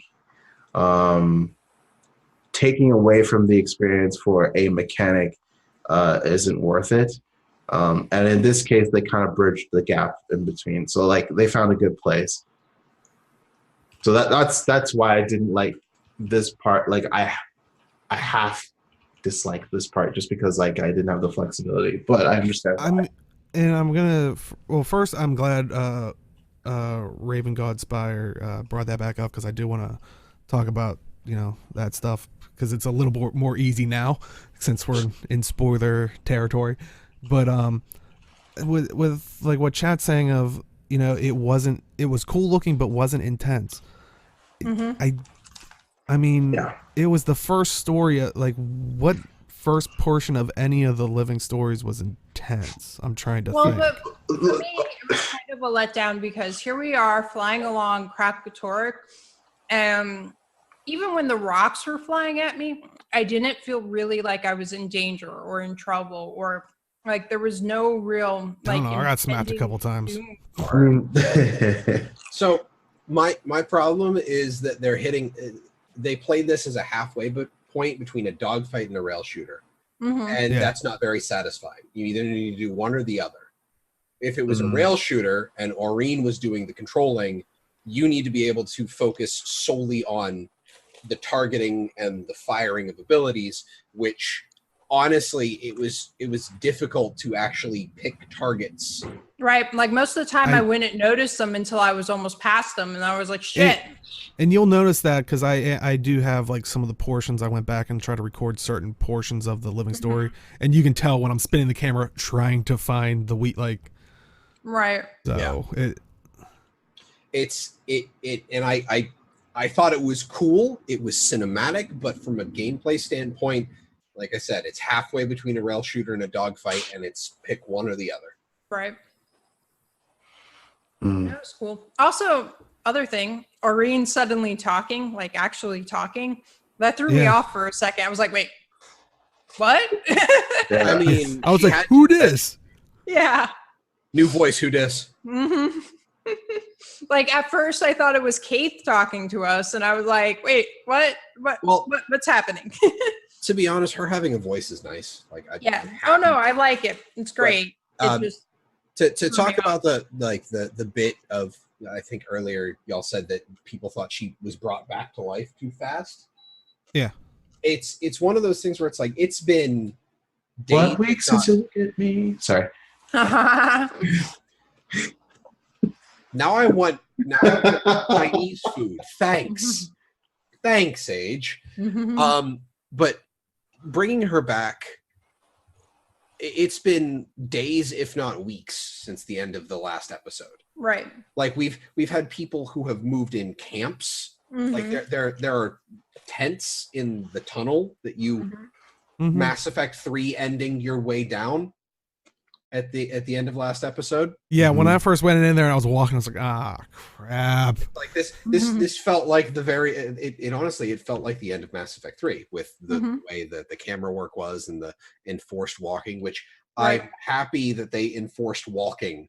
Me too. Because some of those conversations as you were going by were really interesting. Yeah. Yeah. But it's in a general sense, like I don't think it was too fast, and I thought it, like, she was just like, yeah, it's kind of hard to fix brand crystal through the heart. Yeah, they do immediately. She says, like, when they do that is that's why she couldn't heal. It's kind of hard to fix, it's okay, like that's literally dead, like she's literally pulling a Deadpool. It's like, did somebody say chimichangas? Oh wait, no, that was just the dagger in my brain. Right. So yeah, she can't fix something that has something stopping the fixing in it.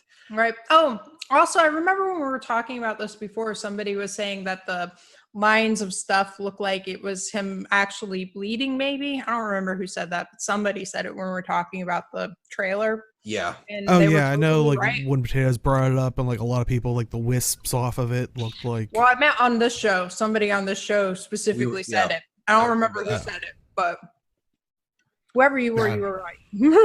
And I don't know if it's supposed to be blood. Actually, no. Like, now that I think about it, if he was bleeding, it would immediately be crystallizing. So, yeah.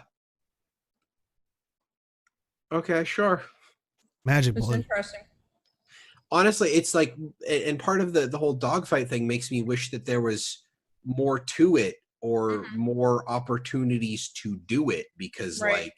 Yeah, I won't lie. I kind of want, like, a Star Fox on rail, like, separate game mode. Like, can we have it in... Can we, like, digitize it and put it in SAB or something? Be right back. All right. Although, I will say ripping off his ring to make him fall through the rift was really cool. Like that. Actually, yeah, I have this as a separate. You're saying at the perfect time. Like, here's the actual cinematic of it. You creating the spirit bomb, and like, honestly, as they do that, and you create the portal, and he's dropping through there. I love the cutaway, like the faraway look. It reminds me of, what is it? Fellowship. What was it? Lord of the Rings. Fellowship of the Ring, where after Gandalf and the Balrog are falling, and it's that like far away, like the cave portion, they're just like falling. You just see the two small objects falling. I was like, oh, it's so good. Like, it's cool, but why didn't you do that in episode 5? Because she the prophecy. She had to die first. Like, she specifically said that. I don't know. Did dying unlock like newfound abilities or something? I didn't understand that. I think that like she absorbed more of his magic that way or something and became stronger. Okay. Also, I like when you first enter the thing, you're flying on, like, in first person view, flying on the back of Irene. I was like, it was a nice touch, I think. I didn't like it as much. Honestly, I think the first instance of every single thing is how you're getting to the map, and that's all this was. Like, for people thinking it was supposed, like it being more, I think it's just how you're getting to the new map. Right. Yeah. And basically, in this I was one, right. This is something I was right. Remember, before we realized that the Sky Scale was a thing, it was a new actual mount. When I saw it on the trailer, I was like, hey, maybe we'll get to ride Aurene. That'd be really cool. I remember you saying that, and I was like, Yeah. I wasn't sure. Dummy, she's dead. Ugh. Well, So I to was be- excited when that happened. I was like, to yay! be honest, I kind of figured that, like, okay, so she's been such a pivotal character in the entirety of Path of Fire. It was hard for me to believe that they were going to permanently kill her. I will admit, Right. the pacing up to the point of her resurrection made me think that she was going to stay dead. Yeah. Like, I was legitimately concerned that we were like, okay, we're gonna have to figure out how to do this shit without, our dragon MacGuffin. Oh, there was no other way into. And you're saying the reason she didn't do that in 5, like they didn't explain it. She literally said, they asked her, why it happened. She said we had to learn. Right. Like, Like it was failure. a learning Oh, thing. That was one of my favorite parts of the episode, really, was saying that failure is important because you learn from it. Like, That's very that true. was important just in general. And I'm really happy that they had that in there. And it also goes to it's the whole point of the prophecy is Kralkatorrik kills what he thinks will stop him, and then becomes complacent. Right. So that's also learned how to kill him. Right. That's the whole point, is that because Aurene can go in and die and then come back from it. Like a classic anime move. It's like, yeah, we learned, like, honestly, it's just, without finding the Dragon Balls to resurrect Goku after, he dies doing something. But Sorry. Everything's a Dragon Ball, right? I just went to a weird place where I was like, oh, so you're saying we have to collect the Dragon Balls to resurrect Arena? And I was like, that really takes a different connotation in a world where there's dragons. Yeah. I was like, oh, I just realized that I'm looking at the model on screen. He branded his face to cover the part where Aurene went off. Yeah. Huh. Yeah, but like the whole point is that we learned what could kill Kralkatorrik. We learned the resonating frequencies, that the dragon's blood spears weren't strong enough without his own blood. Stuff like that. That's also true, Bjorn. Like, Yeah. he was in a severely weakened state. We got second wind. We got long rest. Yeah, but Aurene clearly is a warrior with the vengeance trait. She activated rage.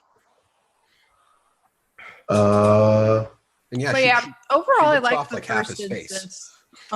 Like, I didn't really like the fighting part of it because, like I said, I would have liked more like impending doom or urgency in it. Like, it just didn't come across for me.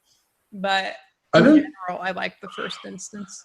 I didn't feel like there was urgency in that scenario, just because, like, I get that we're trying to like nail Kralkatorrik down back into Tyria, but I didn't feel like, oh, if he stays here too long, he's going to like destroy Tyria, that type of feel. I didn't get that feeling. I just felt like he was just constantly running around, absorbing all the magic he could. Right, that's what I'm saying. Like, I didn't feel that. I wish there was more feeling of like, this is urgent or this is really dangerous. a lot of it was portrayed through the dialogue of it just telling you, where it was like, it's eating everything. That's why you can't see anything.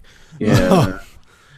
There was no evidence of like what he was doing affecting. Like, it would have been cool if instead of just blipping from realm of the god to realm of the god, he blipped like into the skies over Gandharan fields. Yeah, and there was like shards of islands hitting the ground or shit like that. Yeah, if he was affecting other parts of Tyria as he was like sifting through, like throughout whatever course of time between 5 and 6, that would be very interesting. Oh, a scene where he goes through War v World and just destroys like the keep. You know, that'd have been cool as a side thing, just to put in. Yeah. Like, also, before we get before we get too far away from like the initial instance, I for once, like, Bram's voice actor for this entire episode, the laughing into the praise Joko, like, yeah, hot damn, that was a good take. Yep. Yeah. I remember when when he was like continuously cackling at that, I'm like, all right, dude. It's a little funny, but now you're scaring me. Like, Yeah. did you just break? I do like. I've always loved Graham. It was hard watching him go through that whole period after his mom died when he was being crazy, but like I understood the process.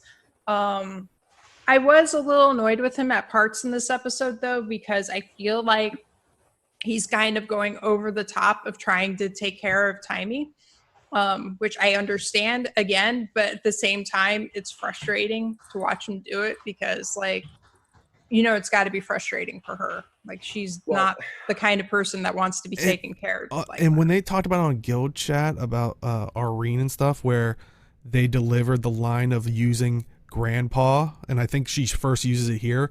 I was like that.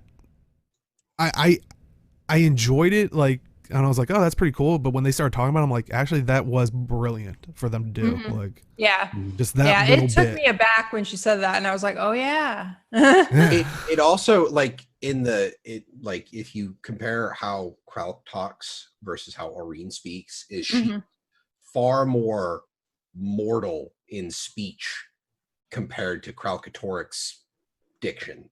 Right. The structure of the words they say, they're really hammering home that they are so very different from each other. Right. I appreciated that. I just realized something. I kind of wish Kralkatorik was bigger because I made the comparison of him here versus in the map, where the map is, I feel like, more accurate. Well, I feel like part of it is all you have for size comparison in this is Arene and yourself. Yeah. It isn't a whole lot because you also don't know how far away from him you are or how close you really are. Like it's hard to really. Which I like that you're saying that, because once again, if you watch the Guild Chat, I forget who it was, the QA tester that was testing it was like saying that the funny thing is, you're saying how massive he looks and all that stuff. In reality, you're both of you are very tiny on a map. Like they had to make you small because they couldn't make something that big. Yeah. I know why from a dev perspective and all that. But I'm like, I would have liked it, but it's just funny that it's like, oh, he looks so huge, but in reality, they said like if you would have went to a normal map afterwards, because I think they said there was even a bug that did it. You'd be like, it was either like you were like super tiny or like it was just crazy how messed up it was. It's just a matter of scale in order to get the perspectives properly, and that's pretty common in a lot.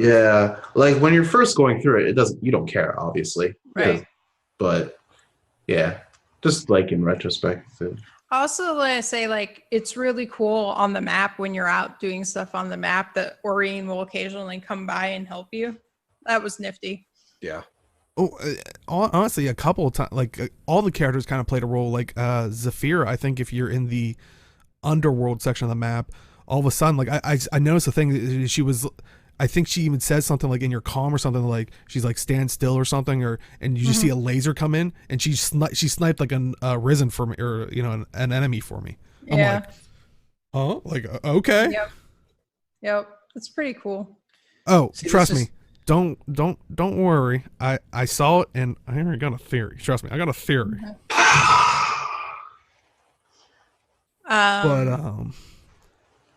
And I think that's the problem, is like everybody's saying like if you probably would have moved it closer to the end of the story, it might have had more urgency. But I think the problem here was it was there to set up why the map existed, because it was basically pulling things from each of those realms through. Which that's what I would have liked, maybe if you would have spun the camera. Maybe it did. I haven't spun the camera around enough to see it, but maybe you would have saw an underworld chunk and a Melandru chunk, like, because how did, like, shouldn't it technically carried with you?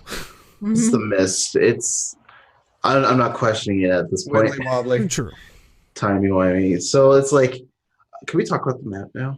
Yeah. Can we talk about how awesome this map is? Okay, so first of all, from a Guild Wars 1 perspective, I was super happy just because I went through the underworld section And I'm like, oh, right, we went through Underworld, so we get that. And then like went through full like what's it called? The full Fissure of Woe. Fissure of Woe. And then like we go through that section. I'm like, this is the greatest thing ever. So it's, and then you have like other elements The like supposedly Melanger's realm. Roger's realm. Melanger's realm is my favorite section of the map. I don't like the other sections that much. I like it and I hate it. It's Just because. yeah. Sorry, I was just want to say that really brought like the Guild Wars 1 nostalgia in, while also keeping like the Guild Wars 2 play people happy as well. Like they won't necessarily know what those are, but it still pertains to the story as well. It doesn't take away from it. So I really enjoyed that. I really like how in the map they've integrated all the different movement styles to be useful in the map. Like there's ley lines you can fly on, gusts of wind. Like there's places that clearly are designed for the Springer to jump up on. There's areas where you can only get the orbs if you use like Raptor or something. Like it really feels like they really thought about all the modes of transportation players have on their disposal, and we're trying to make all of them useful. Also, on top of that, it is a no heart meta map. Yeah. Yeah. Some I don't know. I don't have a problem with hearts, but I know a lot of people are happy about that. I didn't mind, like it's the thing I've been saying the entire time for Path of Fire is like I missed like I understand people's burnout for Heart of Thorns, where like the initial Heart of Thorns maps were all meta maps, but we've had no meta maps. And I was gonna say, like, I like how Bjorn said, like, the map's amazing, and you know they're saying it's a perfect map, but they refer to it as a map-wide meta hostile. While I don't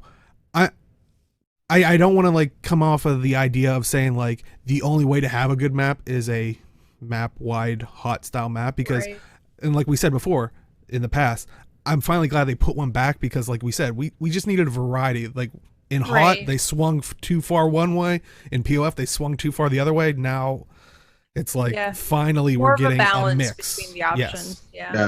It's a dragon stand styled type of map where you have to progress through the map. But this way it's very interesting because you do not have to complete the map in order to get all the stuff, which is pretty cool. To do map completion. And it's interesting how they did the vendors based on the events. I believe you have to do 10 events for the section that you go to in order to unlock the vendor, to buy from the vendor.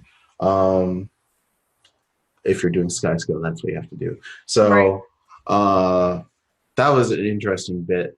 I don't, can someone tell me if there is a vendor that sells a port to the map itself?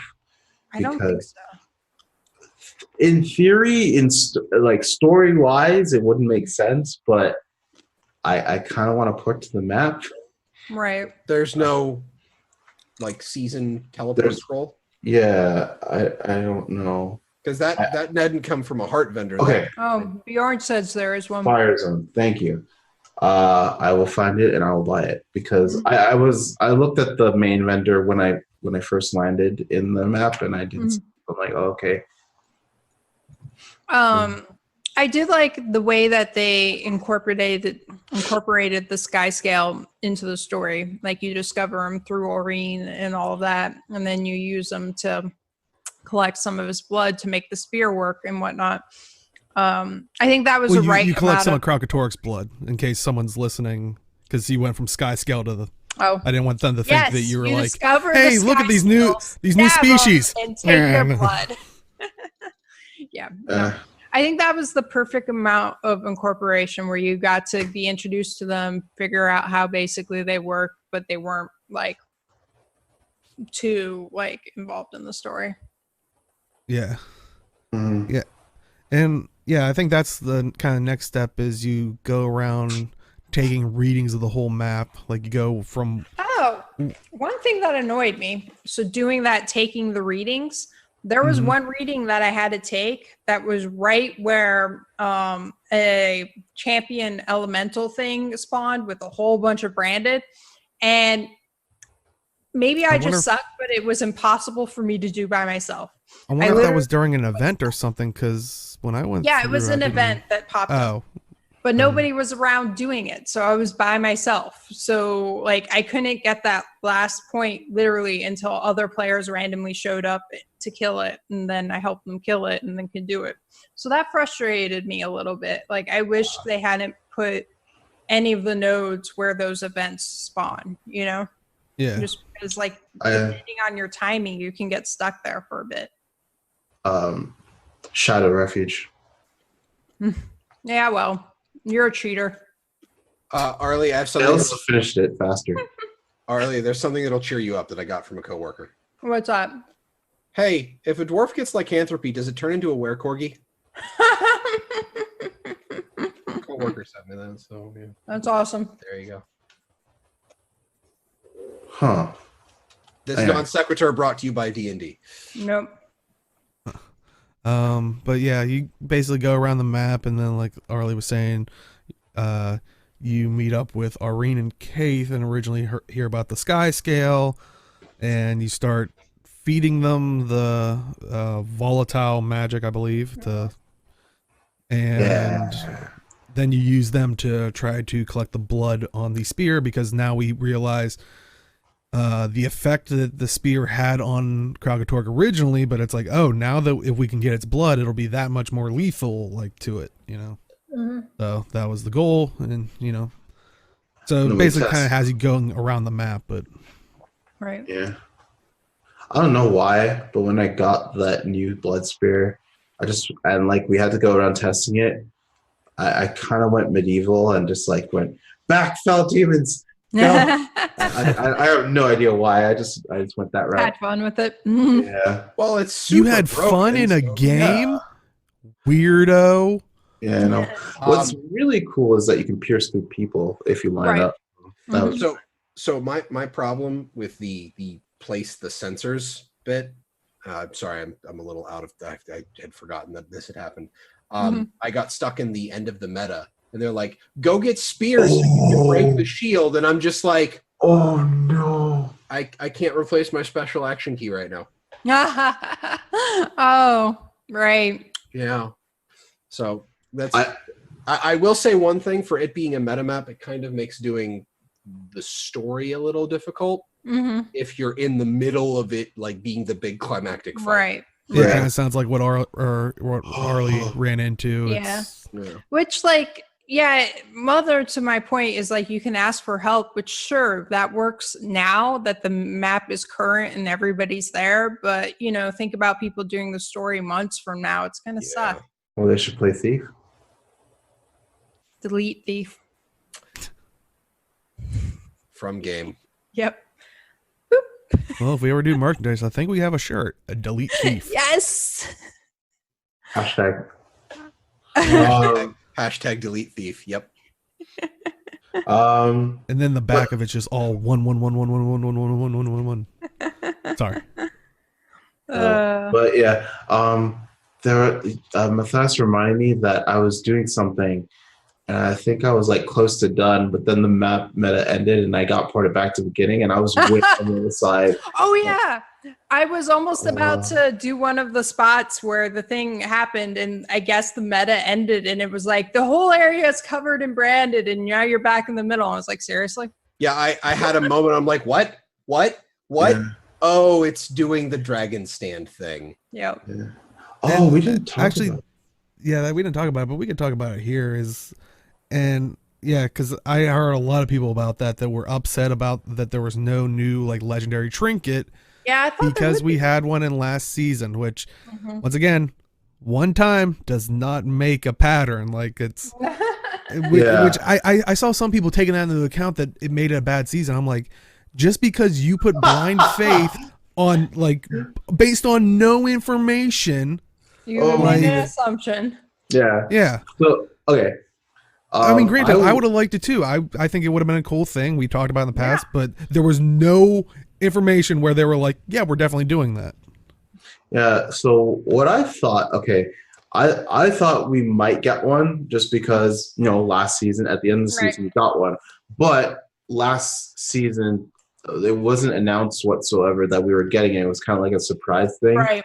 But I thought they might do that again this time. So I started prepping, Mhm. all of my achievements, all the things I thought I would need in order to get the Yeah. trinket done faster. So I don't know. It's not like a downer for me. It's like, oh, okay, no trinket. I still do like my achievements, but Yeah. yeah. I mean, you still got all of the stuff from like doing the achievements. So Well, it's not like you got nothing. Yeah, I'm Right. half done. All the mastery points and stuff. Yeah. So I mean, it's not like a total loss. It's got some. I'm gonna get like a send it back piece soon and stuff. So it's not a big deal for me. A lot of people probably wanted a second trinket and assume maybe the ring was because the ring is more raid centric, I think. So the last ring that's going to come out will probably be the thing that people need in order to complete that. But I thought this trinket would be the accessory piece, so that we have two accessories, and then we would have a ring from raid, and then I don't know, maybe the next thing would be from either next raid or from for next season of story. But you never know. I don't know. Yeah. But yeah, I did forget about that because I remember a lot of people were so Yeah. disappointed, and I'm like, there was no information. It's like, But again, there was no information last time too, Right. right? So it's like a surprise. yeah, So but if you do it again, that's not a surprise. well, yeah, You do but it again in the then, same one of way, the it's not a ones surprise. I then it figured becomes they a symbol. probably would do it, and I was hoping for it. Not that I need more things to work on, but like it would be good to finish everything off. But And then we go back to the time game issue. Let's not. let's move on to the final instance. Yeah, Well- so well, no, you get the readings, you get the blood from one of the spots with the sky scale, and then I think they say, go into this the cave where his head crashed into, and when you first go in there, all of a sudden you realize there's these, because he's feeding on ley line magic, and this is why you have to kind of take him out quickly because he's healing from Right. it. And when you get into the cave, you just see these three beams of ley line energy power, like streaming into his head. And so Which, you are the way they did his head in that was really cool. Like yeah. I ran out to the little outcropping and just looked at it and was like, "This is neat." Like, Mhm. And it was what you the player character, Arene, Ritlock, Kaith, And Zafira. and Zafira. Zafira. Okay. All of you with Dragon's Blood Spears, BT dubs. Mhm. That's the interesting thing. I just realized they put you in the last instance. You're in there with all the Requiem characters, like all the characters that got a story. So I don't know if that was on purpose or whatnot. But Probably. probably gave you a yeah. little bit more backstory to their connection with Arene, but no, that kind of just hit me. But so your plan is to block those three ley line things. You can use the spear because as you try to take out the ley line energy, shocker, Branded come to try to not let you do it. So you can use the spear along with like, your regular skills. And as you clear them out, Arene will use her crystal corruption, whatever you want to call it, to block the energy. And then you kind of just do that on the three. And then all of a sudden it's like, I forget the messages, like, oh, you tell Timey like, okay, go ahead. Because then the pact was going to be like, okay, fire everything. Yeah. He gets Almora to fire everything she's got. And all of a sudden they're like, what? Not like nothing happened. Like, what's going on? Like, And they're like, his body is definitely dead, but. And then I think you auditorily, so when you first enter the cave, you could hear his heart beating. And then during that whole thing, it stopped. And then when you're waiting there, it starts again. It's very faint at that point, but it starts again. And then everybody's like, shit. Yeah. I loved that the Mhm. heart beating, that Yeah. was so perfectly creepy. Mm-hmm. Which then you all decide with the help of Aurene and everybody talking, and especially Aurene, it's weird still, that you have to fly into Kralkatork, which I'm just like, what? Come again? Wait a minute. Oh, I mean, right there. The only thing that's there is the head. I'm glad it's that end. Yeah. But everything's fine because it's like your character says like, "Oh, Aurene with the Joko magic will resurrect," and everybody's like, "Well, what about you?" And it's Like, like, I already died yeah. I already died once. Yeah, it's cool. And I do have the video here of basically you hop on Aurene. I think it just says, I think the message is, oh yeah, hope for the best. That made me laugh so hard. So like, Arena, you have the audacity to tell me hope for the best is right. But yeah, it was so beautiful. When you first get on Aurene, all the message updates with is hope for the best. Oh, when you're flying into Kralkatork's mouth. And it's even the like objective log up in the top right. It's like, that was very cheeky in my opinion. But yeah, the whole time you also have Kralkatork talking to you, and Aurene responding, and well, that's what I liked about the last. So now, once we get in there, you find his heart. You go up to it and touch it, and that's where the last instance started. And like, there were two things I liked about the last instance. I liked his whole conversation with Aurene. That was really interesting. It was really good. It was interesting to see that side of him. It made him more than just like this big, terrible thing. I also liked that the way they structured the fight, it was literally, this fight is the summation of the story they've been telling for 9 years when Edge of Destiny came out. It's where this story started and everything that's happened in between. So that felt really huge and a big capper. I didn't actually like the fight because for me, it went too long. It lasted too long. I got like, for me, that's too long of a fight. And I had trouble targeting the torment of Kralkatork during the fight, like often when he would like slam down his paw and that's where you could fight him. I often had trouble targeting him, which I noticed that too. I never had a problem with that. Well, you suck. No. It might have been a bug that was just intermittent. Right. It was a consistent issue for me. So like I felt like for me that part lasted longer than it was because I was missing my windows where I could attack. Okay, so I said at the start of the show that I was annoyed because being a Condi based guardian, when you get into the part where you fight the facet of Mordred, Bjorn was doing it at the same time apparently. Oh. Yeah, no, I was, well, no, I know at the very least the second mini boss is immune to Condi. Yeah. Just flat out immune to Condi. The Mordremoth one. The Eye of Zaitan one died in like 10 seconds for me because it's just like, do my burst. Here's 25 burn.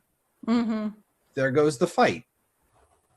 Yeah. So honestly, the problem I had is when Aurene was running up the platforms to the bosses and just blowing away from me. And I'm like, I am a guardian. I am slow. Please stop. Yep. It's like, I'll protect you. Runs away. I'm like, wait a minute. Well, like, and the best part was she's running away. As she's running, she's breaking the things out of the branded. And then she's like, bye.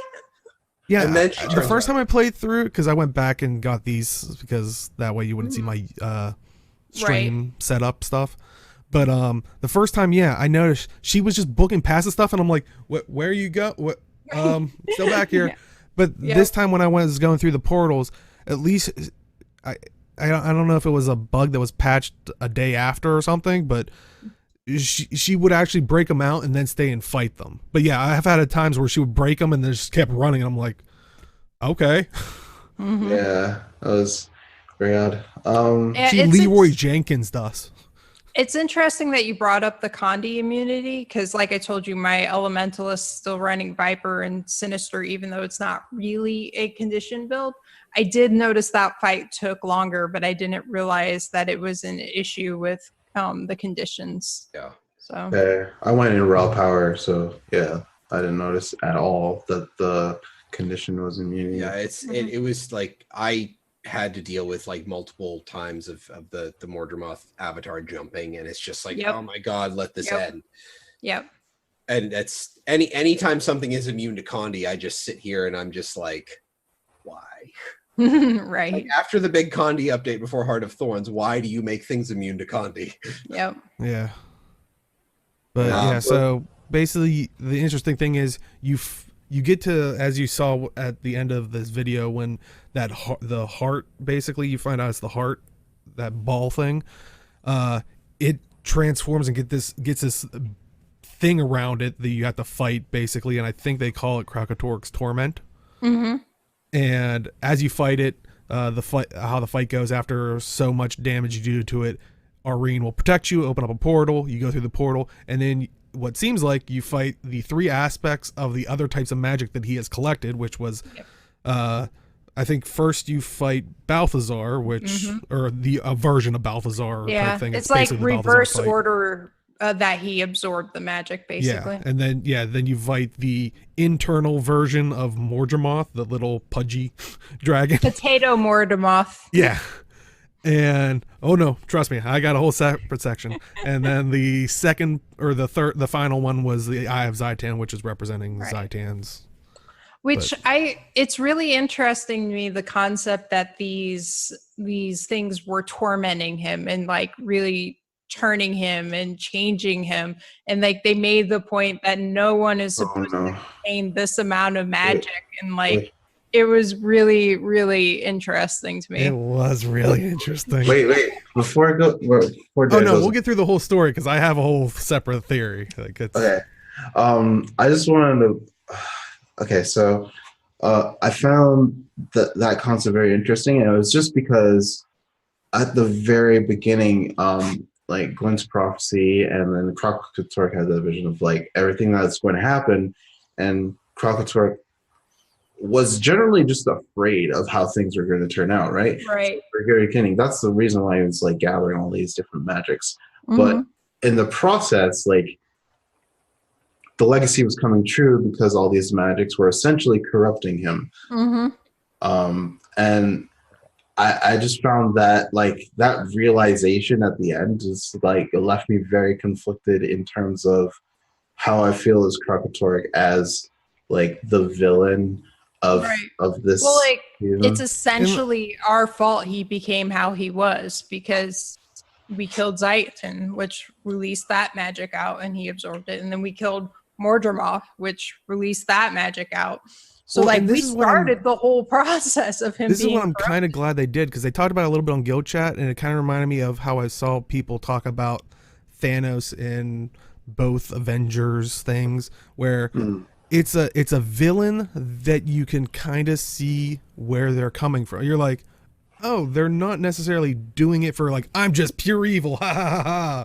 Like, granted, they're like, they even said about Krakatorg, they're like, no, he's a creature that will consume everything, and like it's a bad creature, but he does have this turmoil and this like stuff. Like it wasn't all him. Like you could see like the like. So I was like, that is pretty awesome that they portrayed it like that. He's not good in any stretch of the imagination. Yeah, but he's not evil either. Like that. That's the thing, is they always portrayed the dragons as neither good nor evil, simply forces of nature. Yeah, like neutral. that was always the point. So, but what's even better is afterwards when you finally get to kill Krakatorg's Torment, you defeat all the 3 aspect things. All that's left is that heart ball thing, and it just says, basically kill me, drive the spear, and you ask Arene, and she's like, yeah, do it. Like after all of this, is it really okay? Yeah, because the whole time she's like talking about Grandpa, and I'm like, are you sure this is cool now? Like, or do I have to now kill you somehow again? Right. Well, and there was a last part where he says, I hope you never have to kill that which you love, which was like, oh my God. Well, yeah, and like Chad's saying, the best villains are the ones that you can empathize with, like has that bit of like, oh, okay, they're might be doing it for a good reason in their mind, but it's a bad reason for us. It's like, I was gonna stab him. yeah, Sorry. but yeah, when you stab the heart, if you watch on Guild Chat, they say it's a little muffled to hear when you play through it, so you might have missed it. But when you shatter that, when it shatters, Krakatork says something. Did you guys hear it? No. Wait, what? Krakatork says something when that heart shatters. Do you have an I'm sure audio chat's clip for us? Do you have an I audio? don't, but it just is a muffled thing, and it says "mother." Oh, I did hear that. I wasn't sure about that. Yeah, I did hear that. No, I don't know. Ah, damn it. Too I late. know what He he's. already did the clapping. Oh, I know what he's thinking. Oh, go ahead. Go ahead. no, well, I don't know where I'm going, but no, I was gonna play the last cinematic, and we can Go talk ahead. about that, and then I can get into my spoiler. But yeah, this is the last cinematic that plays after that shatters, and you hear that. But and granted, this is playing with my character involved. It will be yours when you do it, but it's basically showing like kind of like your way through with Irene. Like it shows like the crystal egg and like her as a kid, and then has her as the adolescent dragon type thing, and then oh boy, I don't even know how to say it. It's like she evolves, she digi-evolves. She becomes an elder dragon. Yeah, she's all grown up. Change it to digital. Sorry. I love this whole little sequence. It was so good. Yeah, that's why I was like, I need to get us video I of did it. snapshots, like spamming it. Yeah. Who else is getting like the original release conversation painted backgrounds vibe here? Yeah. Mhm. Which Yeah, I look, miss those. I know a lot of people hated them, but I kind of miss them. It was a very aesthetic thing. I Now, like. why can't that be our mount? Like, why can't we? Like, Gem store. That transition is so good. that Yep. was really Yes. nice. That was really nice. Yeah. I like chat's friend's theory of he was trying to say mother effer. Oh, I thought it was pretty obvious she was becoming an elder dragon. Like they outright said it, but like Well, I wasn't confused by it. Well, that was kind of the point. Right. Like, the entirety of Path of Fire pointed to we need to replace the Elder Dragons with sympathetic entities rather Right. than forces of nature. So I'm unsurprised by the outcome, but the path there was solid. Yeah. Well, and like chat's saying, one negative they could kind of see is it's really not obvious that she became an elder dragon. I mean, it's not self-contained in your face about it, but that was kind of the, like Jim just said, that was kind of the whole point. I mean, I don't know. That looked pretty Elder Dragon to me. Yeah. I didn't make that connection, but I'm like, yeah, she's gone. Well, well, but then they gone. also said it later that she's an elder dragon now. So in case you didn't get it, Yeah. Oh, did did they outright say it? I wasn't 100% sure. Yeah. It's outright character stated. Yeah, I think Timey said it. By the way, like that shot with you in the middle, just looking into the distance with like Irene's like. I think I got like, a screenshot of that. I was like, then I was like, I can't really use that as a thumbnail. Crap. I know. That is a desktop background. Yep. But yeah, I don't know. The only thing I want the ability to have my helmet on there, because I mean, I was a little discouraged because I always have my dragon helmet this whole way through. It would have been cool if me and her were like connecting dragon style like that. I think you killed a cousin or something at that point. To be honest, she just helped kill her grandfather. I don't know if she really. Yeah, cares that to be fair, yeah. That's fair. That's fair point. But yeah, I don't know, Raven. I don't know if we necessarily need to replace a 6-for-6 on this scale. I don't think so, because like the way we had it, it was okay. It was stable. It was just if we killed one more, everything was going to fall apart. But it's also like, because some of the dialogue that went in with what Kralk was saying is, you don't fear the magic, it doesn't hurt you. Right. So it's possible that Aurene has a better ability to control large amounts of magic, which means maybe she's standing in for all three of the entities that we removed. Right. So, well, and it could be based off of like what Vlast had the issue with, of he couldn't be that carrier because he didn't have a champion. Maybe our Right. bond with Aurene allows that, and Yeah. possibly so- this is where we're starting to get into slight speculation. Yeah. But yeah, they need to just give you the ability to pause the cinematic right there so you can get screenshots of that moment. Right. yeah, But yeah, what part of what I was saying earlier, Raguchi, about this is the end of a story that they started telling 9 years ago, is I think this is the end of what we're doing with the Elder Dragons. Where we go from here, I don't know. But like, there was the line in the trailer that this is just the end of the beginning. Essentially, we've just finished the beginning of the story of Guild Wars 2. yeah, and This they is bring what that it's- up because that's the script, like the writings in the Tome of Balthazar, and they talk about in the guild chat where this is very much the beginning of all this, but this is the end of the beginning. Which Right. Yeah. So So I think the way that it ended is really good because now it's more of I think it's more of a blank canvas in terms of going forward story wise. right. There's still like loose ends to tie up, obviously, but they could tell different stories now, Mm-hmm. like go different routes, and I think that's what's very interesting. Right. Like there's so many ways they can go, and I'm sure they have lots of story ideas of where they want to go and what they want to do. So like it could be anything. And it's funny because we've been saying for years that we can't go through killing all of the dragons sequentially because that would just take too long and get repetitive, and then they came up with this. So like I like the way they wrapped up all of this and did that. It feels complete and satisfying to me. Well, at the moment, they've pretty much pushed.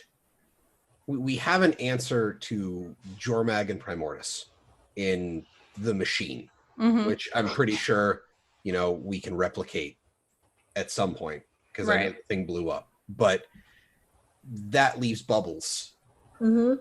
So we may end up dealing with another dragon because we've got three more. We've got three of them left, but I Yeah. don't think it's going to be the primary. I agree. I don't think it's going to be the primary film. Well, last If time, anything, it's going to be tangential, and it's just going to be one of those like, this suddenly happened. Mhm. It's alive again. It's awake again. What do? I feel Or- like they're just kind of going to be like hand wave the sea dragon at this point, like because there's just so many. Like I feel like gameplay hurdles to doing an Right. undersea dragon Well, that like I don't know. no, I get that, and it might just be handwave, or Aurene might go take care of them out of the scenes, Right. like off screen, just like, yeah, we had a discussion. You stop being terrible. They're going to sit the hell down and listen to me. Yeah. I was trying to remember.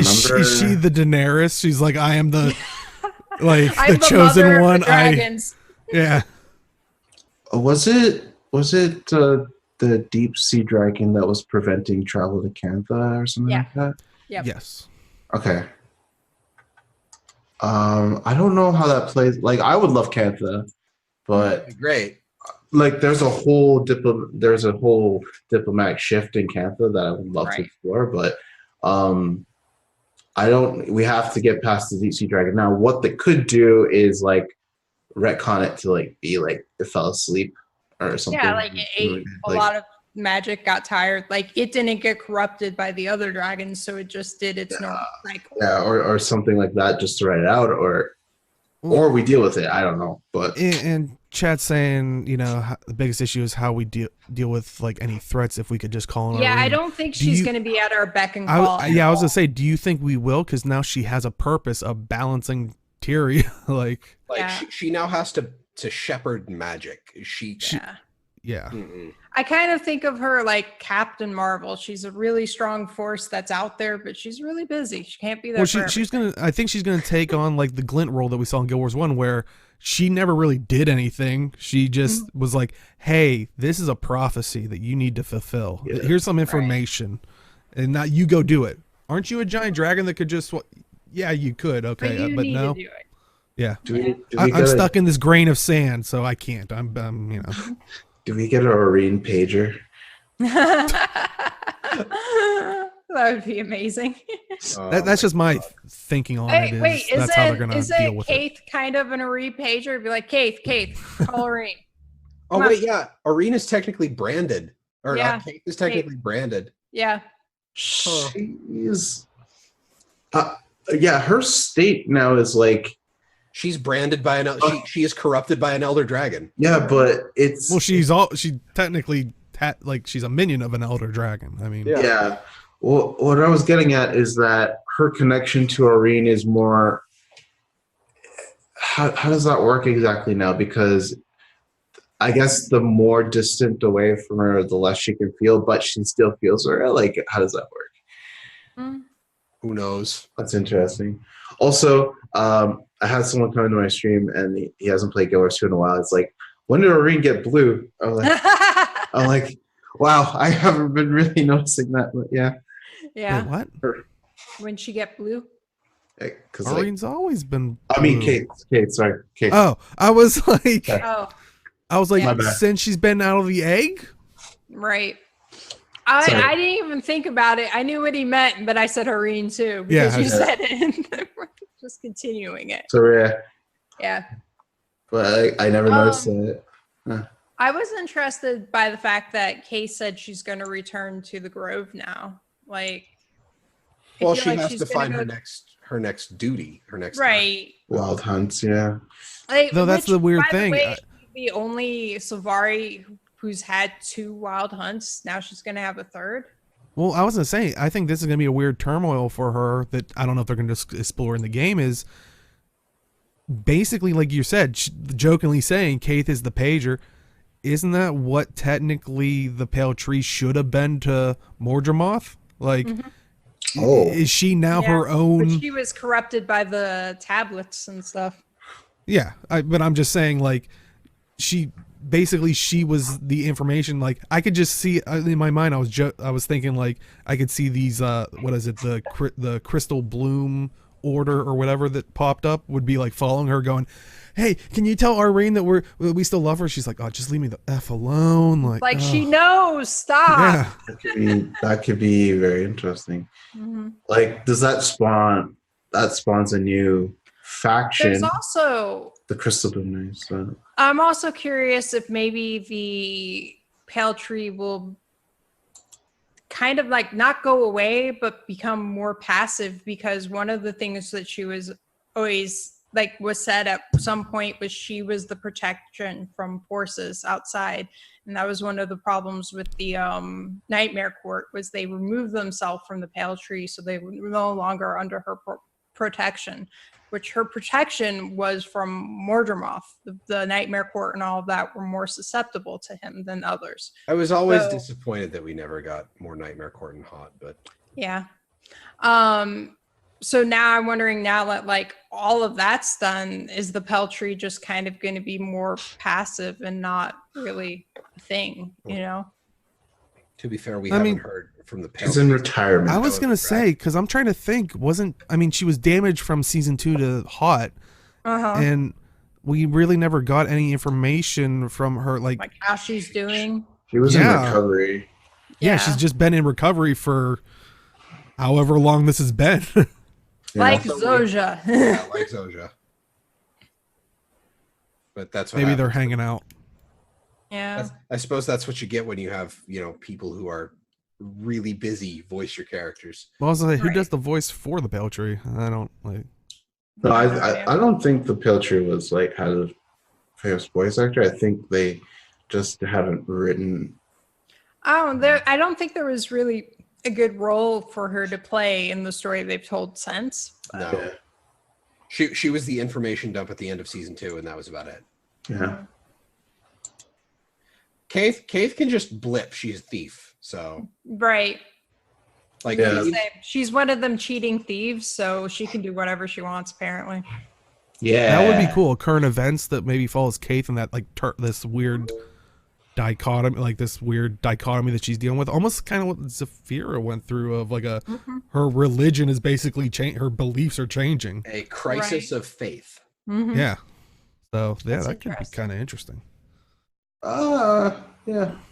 Well, I don't know if the pale tree knew all along, right? Knew all What? along what? That they were Mordrum. I think the pale tree Yeah. did know all Yeah. along. 'Cause Yeah. she told her not. She told us. Scarlet. Well, yeah, I was gonna try to use her. Was this- Savari, what was it? Oh, Sarah. Or yeah. She was like in her dreams or something. In the vision, she was like No, when telling she her, went to "Don't-" OMAD's machine. yeah, she like told the thing was saying, like, specifically, you're don't, messing with the forces that create. yeah, don't go any further or something. It was like, Yeah. So it's like, she has probably more knowledge than like she's letting on. Oh yeah, and remember, if I remember correctly, that she knew. Remember the person that Kaith had to kill to keep her away from Fallon in that flashback instance we did.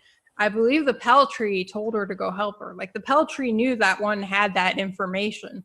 So where would she have gotten that information? Like mhm. I think it's 100% that the Peltree knew about Mordremoth. I'm waiting for the shoe to drop. I'm waiting for Deo to be like, can I talk about my can I talk about my No, you can't. I want him to talk about his conspiracy theory. I want to know how this gets back to Abaddon. I do. Hurt. He looks so hurt. What? I said no. He looks. No, let him talk. I'm joking. Thank you for the host, Raka. I appreciate it. Oh man. Yep. Just Anyways. a heads up. We were talking about story. Right. Well, Story and I Guild think Wars 2 spoilers. yeah, and I think the obvious thing, Got I'm the sure fact. people were talking about with the whole during the fight, we see talking about the torment and stuff like that. That was a big deal with Abaddon. Yes, I could easily go that route. Yes. Dale, like I already drank twice this week. Like, Let him go. please. You're not going to be able to trust stop me. this. You thought Arene went into the stratosphere? Hold on to your butts, because you're about to go there too. I apologize, chat. Go ahead. So I know a lot of people were thinking like, oh yeah, there's that like Abaddon might have been affecting Krakatork. I don't think that's the case. Once again, like I said in the past, I forget who was you might know better than I do. I was trying to figure it out during the stream. It was Rhys Osby, and who was the guy that was kind of the lore person? Jeff Oh. Grubb? Yes. Jeff Grubb. But not obsessed. I just Obsessed. You're okay, obsessed. Yeah, I couldn't think of anything else. I was like, yeah. But he even said like one of the biggest things he wanted to do was kind of do a redemption story for Abaddon. Mm. I And was right. and I think this might be the lead to, and maybe what we'll see in season 5 is maybe focusing more on the god's attachment to it, or basically what we saw here, all this magic that corrupts. And that was the other things that were fighting in his mind, were the tormented Kralkatorks or whatever, but it was all this other magic that started to make him rot, basically tormented Right. him, but I still think it's interesting, especially after watching the guild chat, and like I think it was Tom Abernathy that was even saying like, oh, we picked that, that we do everything, a lot of the stuff very deliberately. Right. It's interesting, Arlie, when you said you were interested with the fight. It did last a little bit longer. They did a similar fight like that, and it lasted a little bit shorter if you knew how to do it. I do have a video of it. In the little corner, you can see in Guild Wars 1, the Abaddon fight is very similar to when you're fighting the tormented Kralkatork, the little mecha thing, whatever you want to call it, the Transformer, so I think what I called it on the stream. Oh my. But what because it both involves these big like sweeping arms, and you have to chain them down and basically hit them during the vulnerable point. Which, so I'm wondering if you're yes, you were fighting an aspect of Abaddon during Guild Wars 1, but this was the tormentedness of magic that turned these things into this, and we're using the same strategy of basically binding it to fight it to hopefully wipe it out type thing. So I think it goes back to all this magic that consumed him, because if you remember, Abaddon was the one that knew about secrets and all that stuff. What was the one thing he did? Give magic back to Tyria, because he probably found out, oh, all this magic it's collecting is ruining us, or specifically him.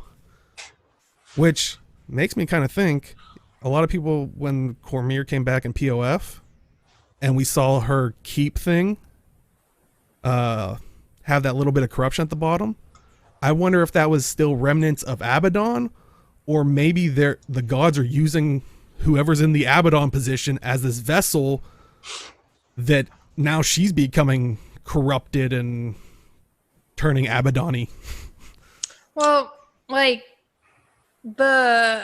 so even the gods don't have access to all the kinds of magics. They have their specific types of magics that they're.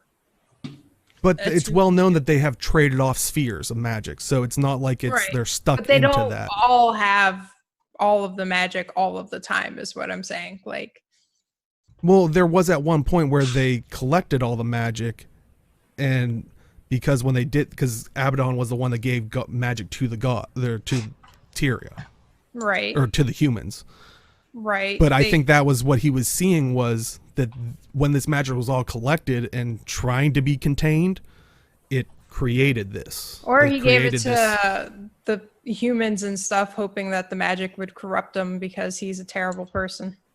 No. He wanted to disperse so that the gods could still continue. And but then all the chat's people saying, become corrupted. only if they collected all the magic, which no one has. Good guy Abaddon. Once again, I think it's going to be right around the Kralkatoric line of, we're going to see a redemption story of he was just like any of the other gods, which, once again, I don't think all the gods are, I'll get to that but chat was saying the magic in itself does not corrupt. Well, what corrupted was the magic of a certain type being in a container not appropriate to hold it. Right, It's like the mismatched. opposite magics together, basically. It's like it's like if you mix different. Was that together. said anywhere? I mean, if that's the case, then Arene should be able to be corrupted. No, it seems. I think he's onto something, because like Kralkatork was absorbing various different magic from various different beings that wasn't familiar to his own. So that does make sense of why he was tormented. Well, yeah, that's what I'm saying. One thing shouldn't have all the magic. Yeah, but he had like three different sources of magic in addition to his own. Yeah. So 4 total. Yeah. And it was I don't know if it was a matter of type mismatch, or if it was a matter of and Spielman's is saying that correctly, it's they're not in harmony. Oh, okay. So the magic was conflicting within Kralkatoric, and that's what was tearing him apart. Yeah. I think that's exactly what was going on there. And I suppose Bjorn's other bit is Arene is serving as a regulator, not a container. So the magic passes through Arene, not hoarded by her. Right. Okay, that's interesting. So it's basically the difference between a tank and a regulator in a pipe. Like the dragon, well, and that's the thing, is we're establishing a new system, but I think the old system was if too much magic went into the other containers, we would get this thing. And I think the gods were just a different type of container, since they could trade off magics and all that stuff. And I think that's what potentially happened with Abaddon here. Which I wouldn't mind figuring out like where the gods went. I wouldn't mind hearing more from like what the hell happened with the gods, or even like when, as far as I could tell, when they talked about gods previously, is they are entities that exist. They are. I mean, they're invaders to the human? world. Right. They there brought are things to they human they in the brought- sense that they have their own hopes, dreams, desires, flaws, virtues. So that means that there is potentially a race of entities that the gods were from. Which, honestly, if they look back to Tyrion and say, oh, that magic problem is gone now, and they're not all as, wishing us well as Cormyr was, now we have to fight another god, perhaps. Right. Which, yeah, because that was the whole reason they left, because of the dragons. The conflict that would happen with it, like if they fought the dragons, it would. Which, honestly, to me, I think is the real reason they didn't want people to have magic, was because the dragon cycle is once the world reached a certain amount of magic in it, they'd wake up and start consuming again. So really, Abaddon, if he knew all of that, was trying to destroy us.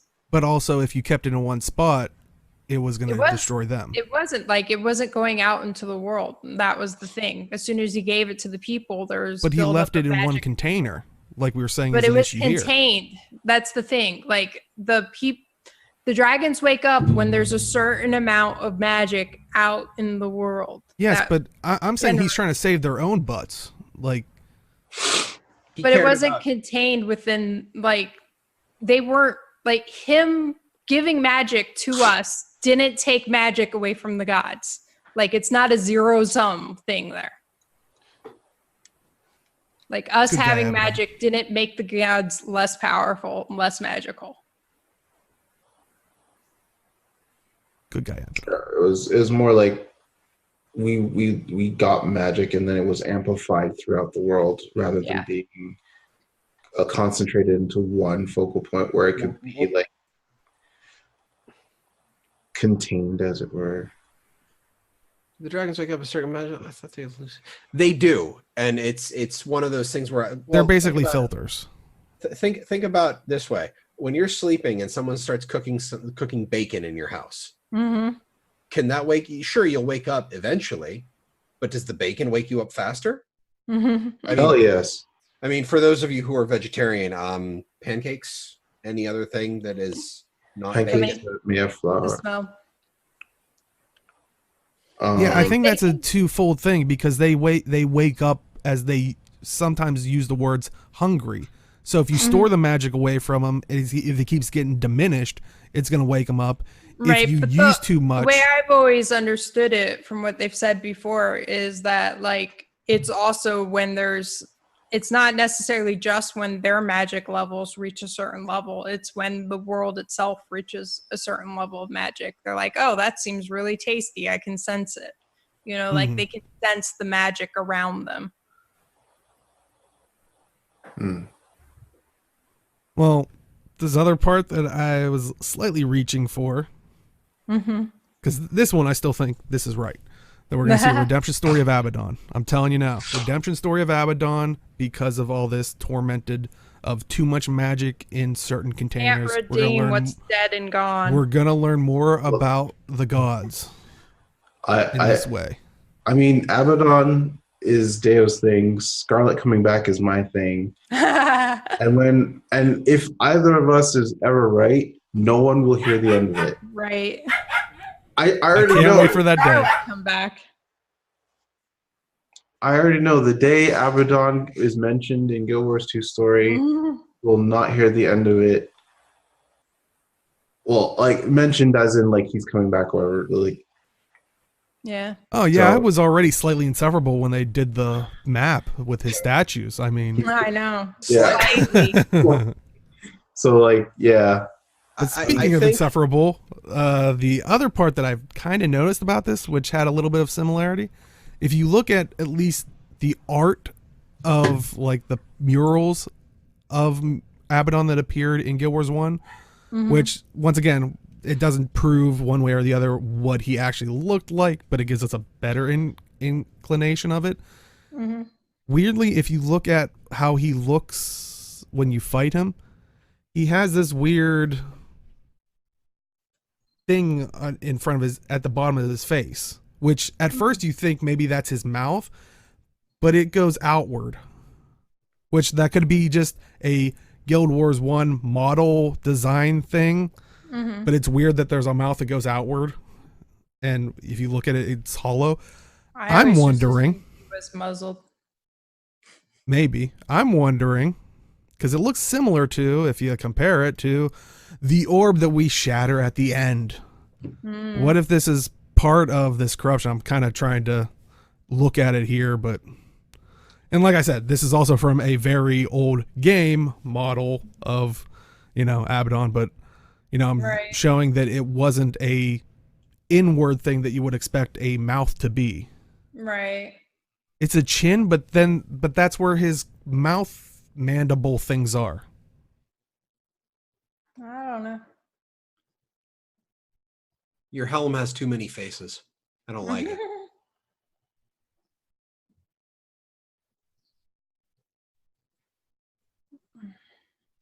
But Actually, I was going to save that for a video. I was going to put this and continuing with a theory, but chat's saying right before we first faced Croc's torment and he formed a bridge for us to walk up to him. Did anyone dance? Oh, no. yeah. I did not. I should have. Damn. should have danced at some point, yeah. You gotta dance and everything. But I don't know. Like I do agree that they are very good at doing everything for a reason. That's one of the things I do appreciate about the Guild Wars 2 devs, in that they choose to do things for a reason. Mm-hmm. Them choosing Like the to Abaddon Redemption that's coming. them choosing to make Kralkatork's heart an orb. I mean, It's interesting. it's interesting. I don't know if it's necessarily linked to anything other than the fact that it is a floating MacGuffin in what is apparently a fragment of the mists that is held within Kralkatork's body. Yeah. Because either Kralkatork has the mists within his body because he's been eating it, or Brother's got a hammer space stomach. Yeah. Which would explain why he could eat so much. Mm-hmm. But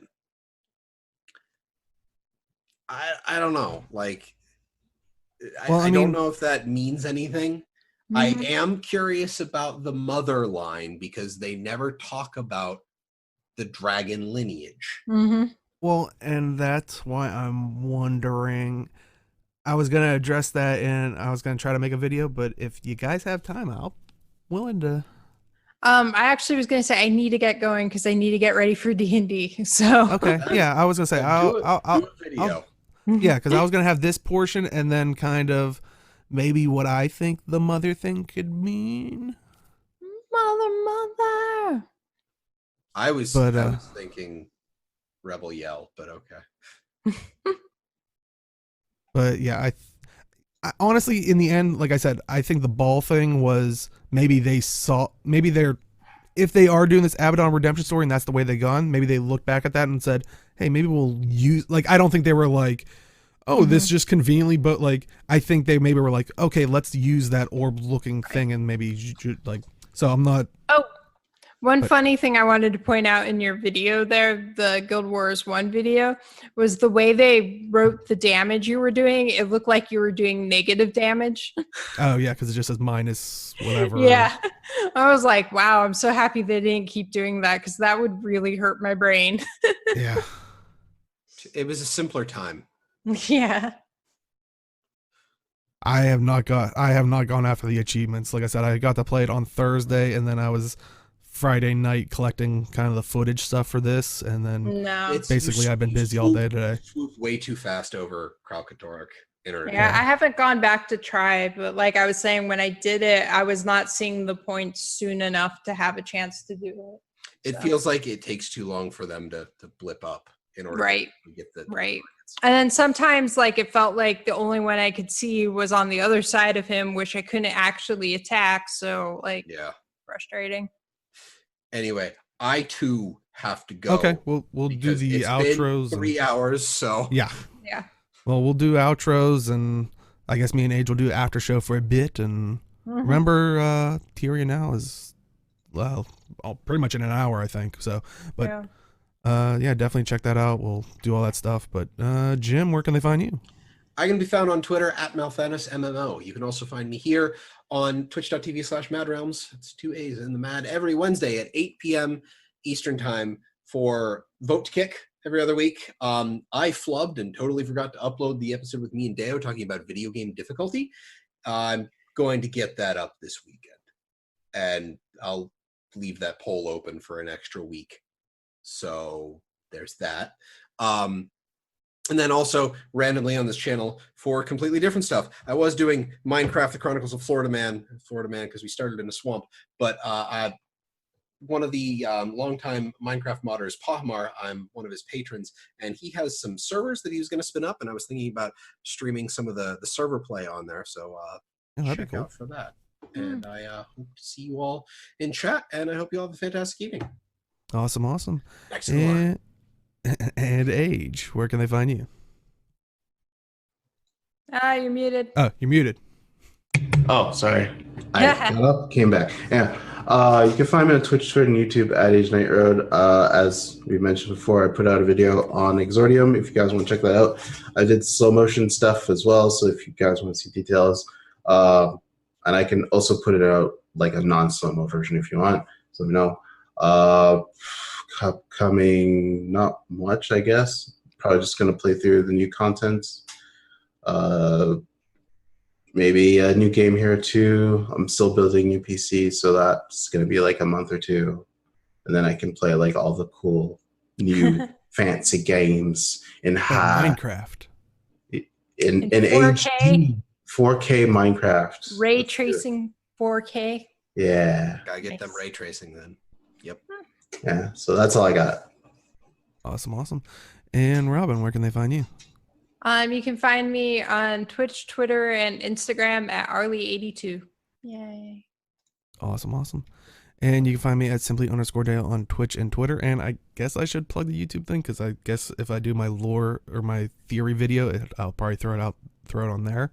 But normally just Twitter and Twitch. But if you are just popping at the very end, do stick around. We do a bit of an after show. If you want to watch this in full, we do highlight it on Twitch, twitch.tv/MadRealms, 2 A's in the Mad. If you prefer on YouTube, if that is your platform of choice, it goes up on Sundays at noon Eastern, 9 a.m. Pacific, youtube.com/MadRealms.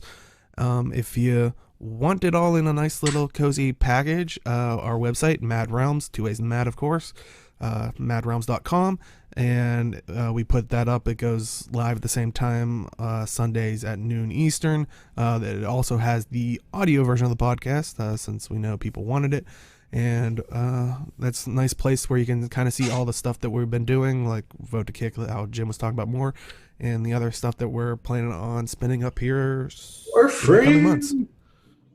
Yeah, if you weren't here for live shows, we casually, me and Age, announced that we were working on a Warframe podcast 2 weeks ago or something. So that's coming down the pipeline, and some other stuff too. So stick tuned. I don't know. Stick tuned and go to madrealms.com, and you'll be able to find all that stuff there, or go to our Discord, all that fun stuff. You guys are smart. All that stuff is usually in the descriptions of all the videos and whatnot. So thank you everybody for coming out, and we'll see everybody in the game. Good night, everybody. Bye, guys. Bye.